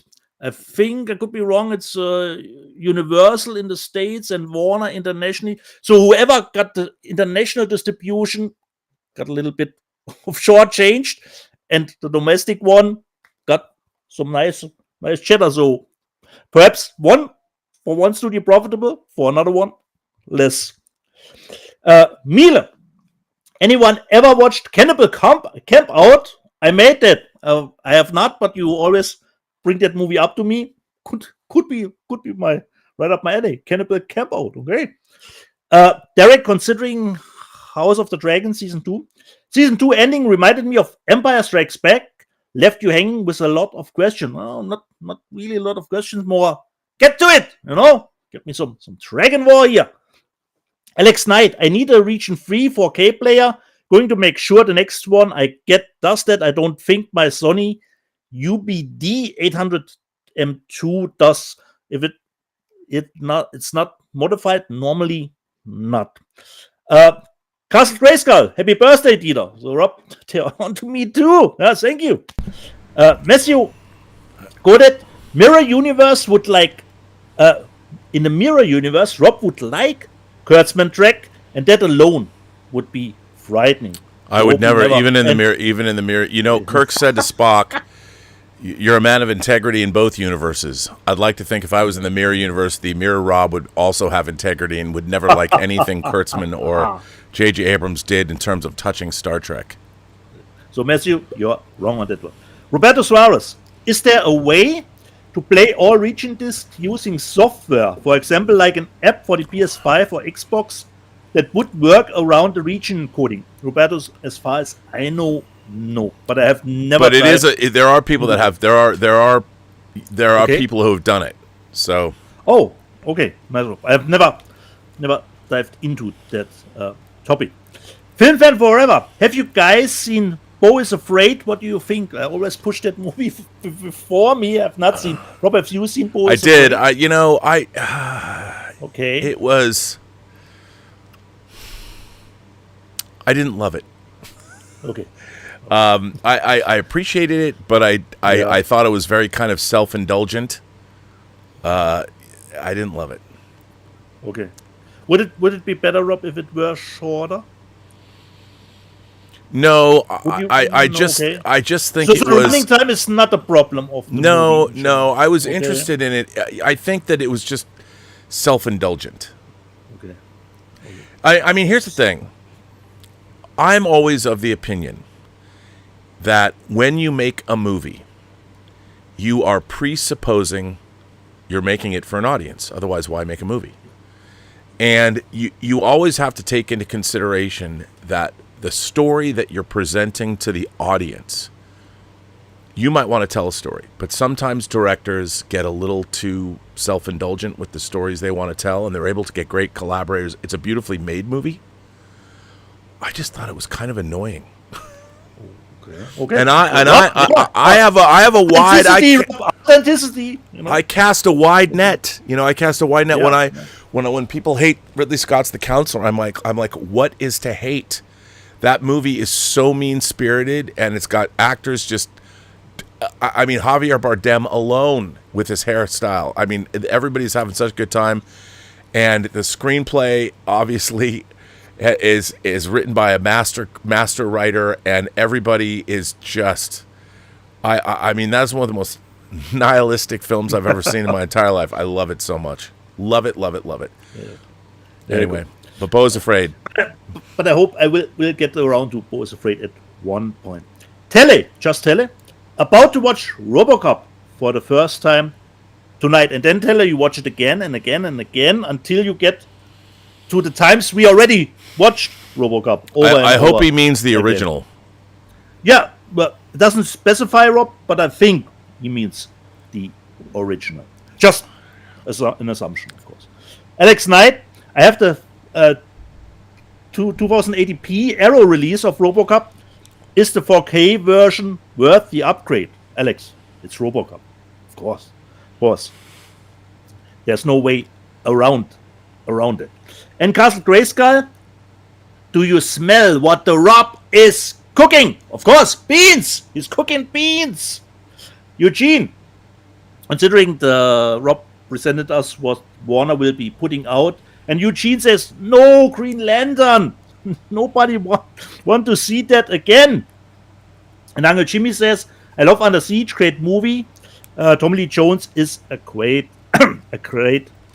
villain. And Secular Monk says there are a lot of titles that they won for me. Tom Jr. Jackson, I watch whatever interests me, as it should. Eugene, Friends, TV says, Friends German dub is funny. Yeah, and I heard Free Enterprise is funny. It's German dub too. Oh, look at you. That's somebody. Alex Knight, someone told me they fell asleep watching Oppenheimer and said they didn't follow it because it was too word heavy.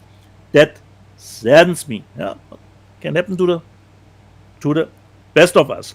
Lotus was questioning my taste, and I said, "Great sequel, really?" He says, but Tim Hemms came out and said, "You sunk my battleship, of course."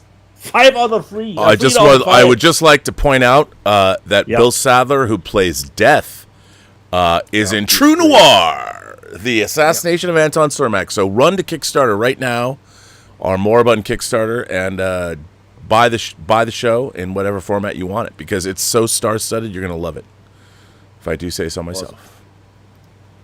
Victor Fontaine dumped all my streaming services years ago, not paying for a service. I watch or like less than 1% of their content. Adventure Square, Sting was very good, nice, efficient storytelling. And Paul and Ronaldo, yes, Dita got my copy of No Retreat, No Surrender 2. Yes, Paul, it is on its way. Hope you will get it as soon as possible. Hubbleson, Mad Max isn't a brand anymore. I would say it's still a brand, but considering Furiosa was, of course, a little bit disappointing at the box office. Adventure Square, they keep saying Fassbinder in the trailer, and it's hilarious. Yeah, because it's actually Fassbender, but considering the E in America, I can understand it. Just like boat is boot, same thing. Double McShave, if we still used movie tickets made of paper, that A24 folder would be badass to have your movie tickets in. Good idea, Snubber. And Rob, you showed last week, considering the A24, and we didn't know what that postcard they put in, but Robert Suarez helped us out. That image is from A24's Sing Sing, starring Coleman Domingo. It's probably the movie, I think, about the prison where they do musicals in the prison. And speaking of the sadness, Adventure Square, the sadness goes hard. And Lord Toth, the sadness, haven't heard about it. Lord Toth, what are you doing? Come on, the sadness. And Hubbleson, sadness, not really a good title for any movie. Oh, yes, it is. And Adventure Square says, pair the sadness with that coffee table movie and get a case of bourbon. That will go down fine and easy.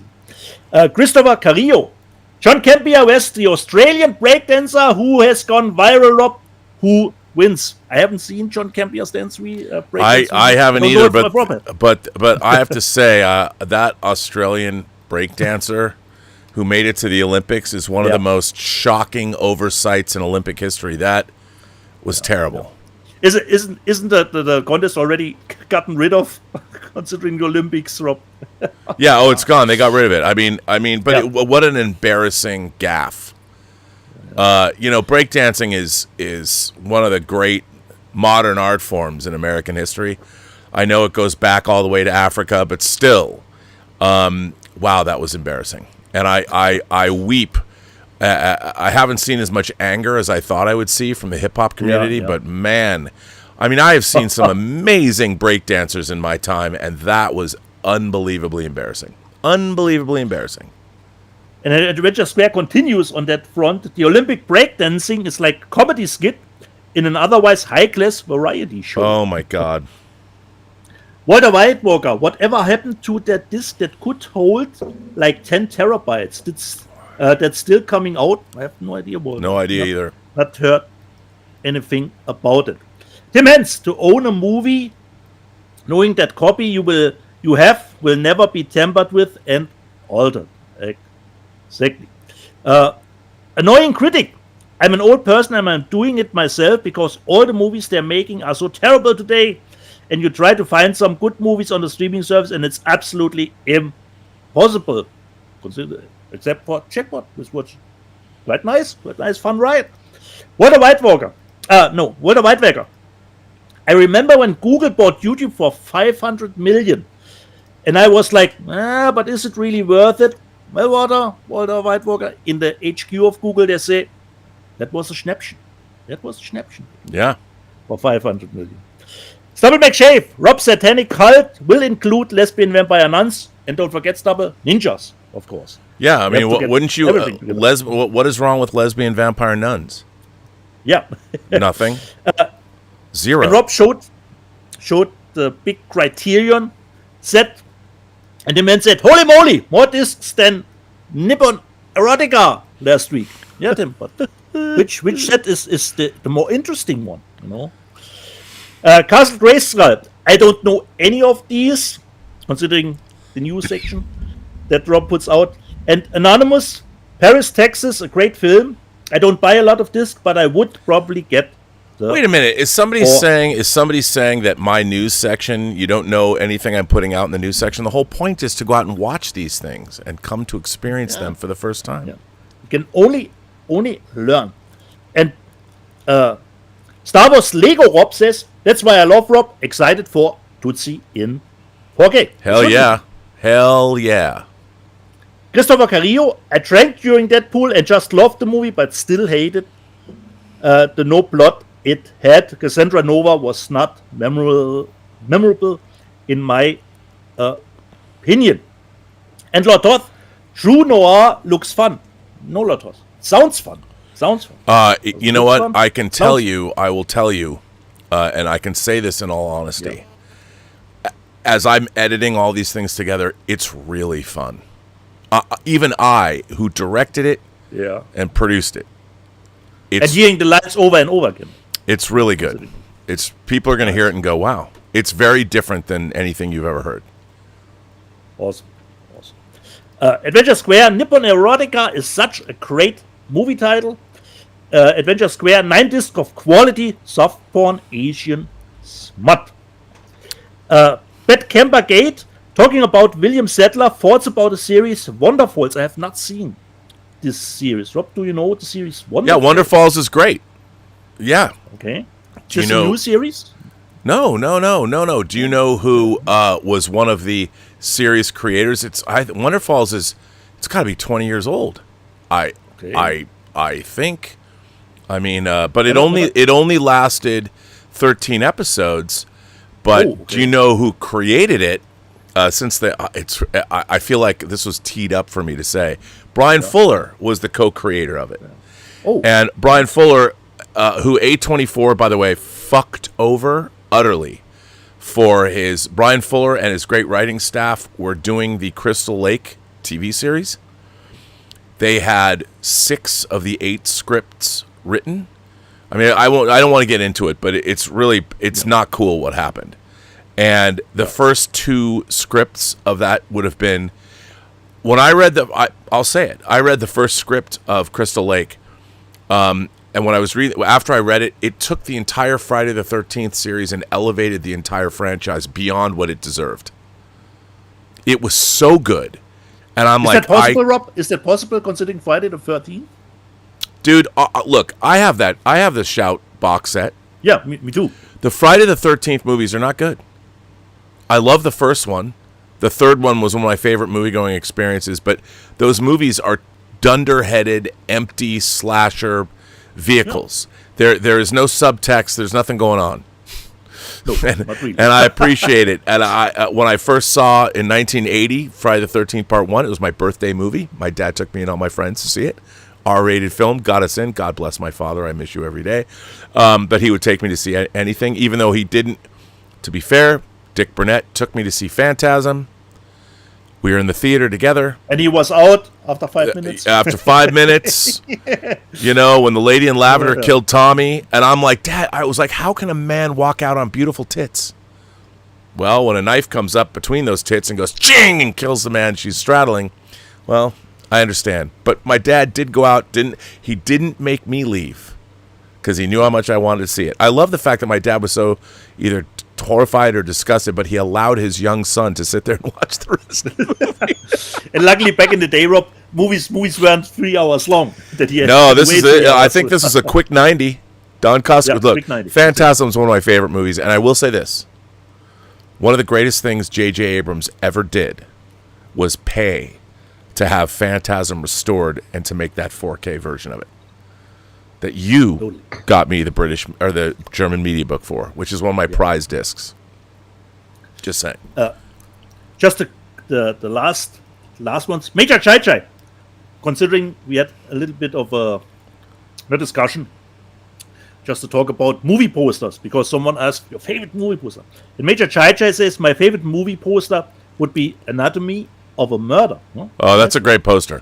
You know, that's Saul Bass design. That's a great, you know, it's got the hanging, it's got the stick figure guy. That's a great poster. That's a great movie. Major Chai Chai has good taste. Yeah.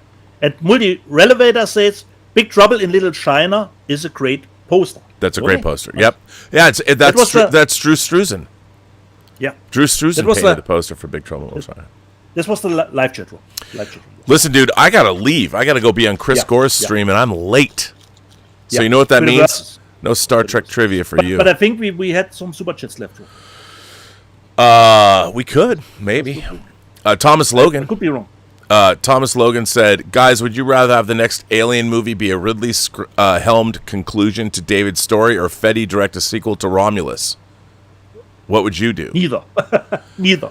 I mean, look, if the script was good, it all comes down to the story for me. I think that Romulus, I think that...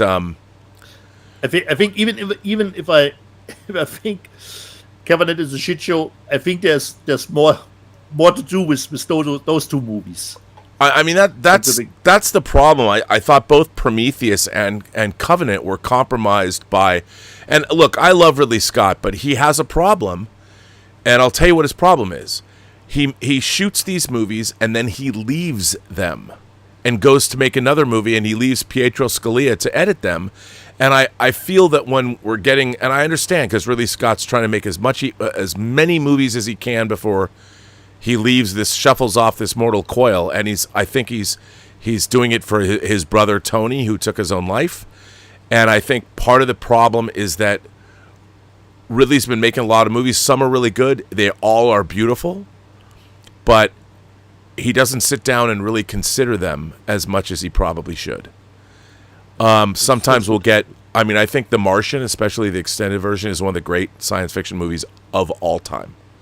I would put The Martian, as influential as Alien and Blade Runner are, I would say that Alien, Blade Runner, and The Martian, that trilogy of movies, are three of the finest science fiction films ever made. And I think The Martian is right up there with Alien and Blade Runner. They might not be as influential in terms of look and feel, but in terms of being entertaining and in terms of the character work and all that, those three movies are three of the greatest science fiction films ever made. But I found Ridley Scott's career since The Martian, which is almost 10 years old, to be frustrating because it feels like the movies always feel like, look, Prometheus, which came out before The Martian, is one of the most beautiful science fiction movies ever made, but it's also... Especially in 3D. Some of the greatest 3D ever. And it's just so dunderheaded. There's so many stupid things in it. And I blame the fact that Damon Lindelof was brought on the film. I think if they went with John Spate's Alien Engineers script, it would have been a better movie. But that's why I feel so. If Ridley Scott had a really tight script, it would be interesting. But I think that series already went too far off the rails to be able to be redeemable, because the whole idea of the engineers was botched. And I don't want a chance for Fede for a sequel, considering it depends on the box office. Yeah, but I just don't care because there's no ideas in that movie why make a sequel? Because you're going to do the same thing. Here's the problem, is that the first 4 Alien movies, even though people might not have liked Alien 3 and they might not have liked Resurrection, like you pointed out earlier, as original visions, they've all got something going on. And the problem is, Alien is basically, if you look at it on one hand, It's a slasher movie. Exactly. You know, it's a monster eating people in space. Yeah. The only thing that elevates it is the approach to the material, and because when they brought in H.R. Giger to do the creatures, you added a whole layer of biomechanical, the psychosexual human fears of all these things. I mean, there's a whole layer of stuff that was added to that movie that elevates it. And Fede Alvarez's movie has no subtext. It's just monsters in space. It keeps trying to get there, but I mean, especially the end of the movie was they could have done something really interesting there. And I'll tell you, spoiler alert, but if you've ever seen the 1976, 76? Maybe it's later, the movie Demon Seed that stars Julie Christie. It's about a computer, Proteus, that traps a woman in a computer a house. The computer runs the house, and if you watch it, the computer wants to be alive, and it ends up raping her and implanting her with a. Well, you got to watch it, but that movie had a really interesting bent, and the way it ends is if you could have taken Alien Romulus more into the realm. I mean, just Demon Seed ends on a note, and you're like, holy shit, it doesn't take it anywhere. But Alien Romulus, we couldn't, because of the way it was done, it was goofy. But if they had made it monstrous and like made it like these, spoiler alert, hybrid creatures are sexy and desirable. I mean, if they turned out to be more Cenobite than Xenomorph, it might have been something where you're like, oh, because they say the whole purpose behind this is mankind is too fragile to conquer the universe.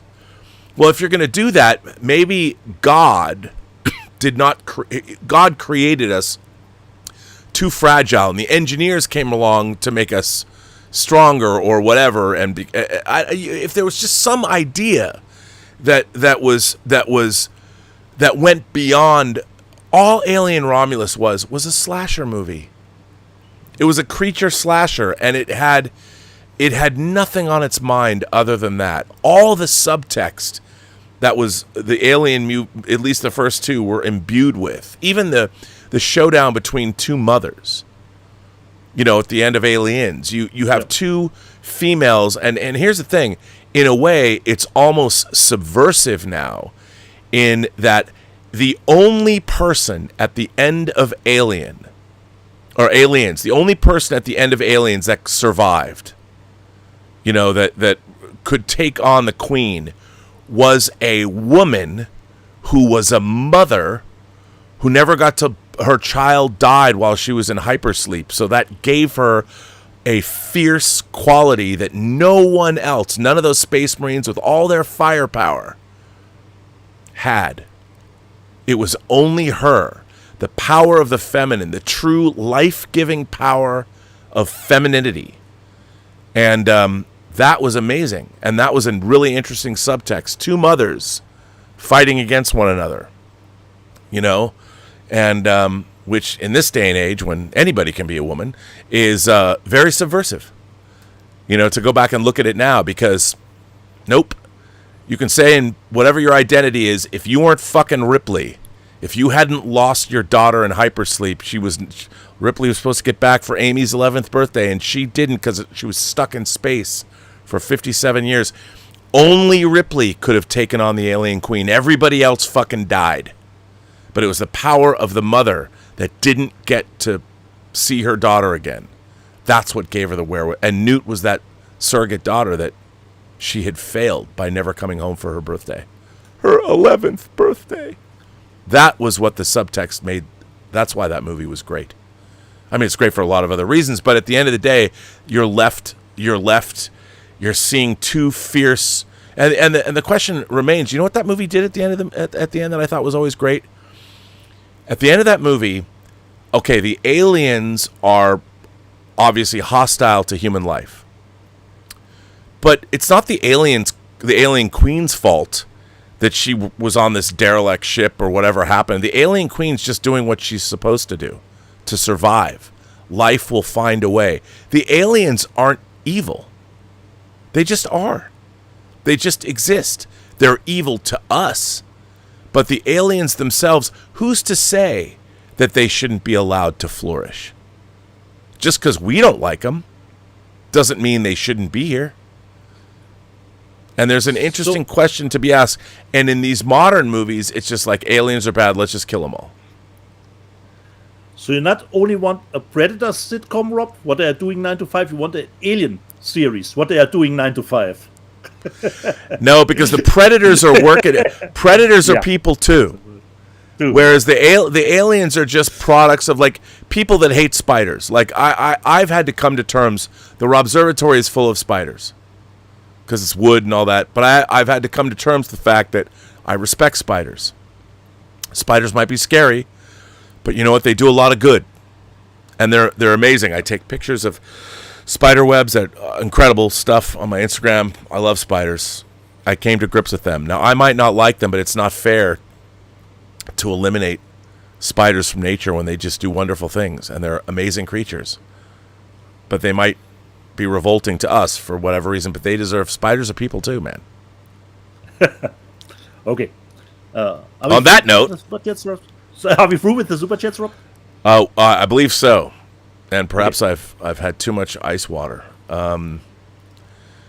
Yep, that was it. Thomas Logan's thing. Let me just make sure real quick. Yeah, I think we're good. Since you're jumping off to the World Show with Chris Gore, I say, jede Person, die du triffst, hat eine Geschichte zu erzählen, die du noch zu hören hast. Alles, was du tun musst, ist zuhören. Every person you meet has a story to tell that you have yet to hear, and all you have to do is listen. And on that note, I want to thank Tom Jr. Jackson. I want to thank Lord Toth. I want to thank everybody, all of you that support this channel via Super Chats and tips. Thank you all.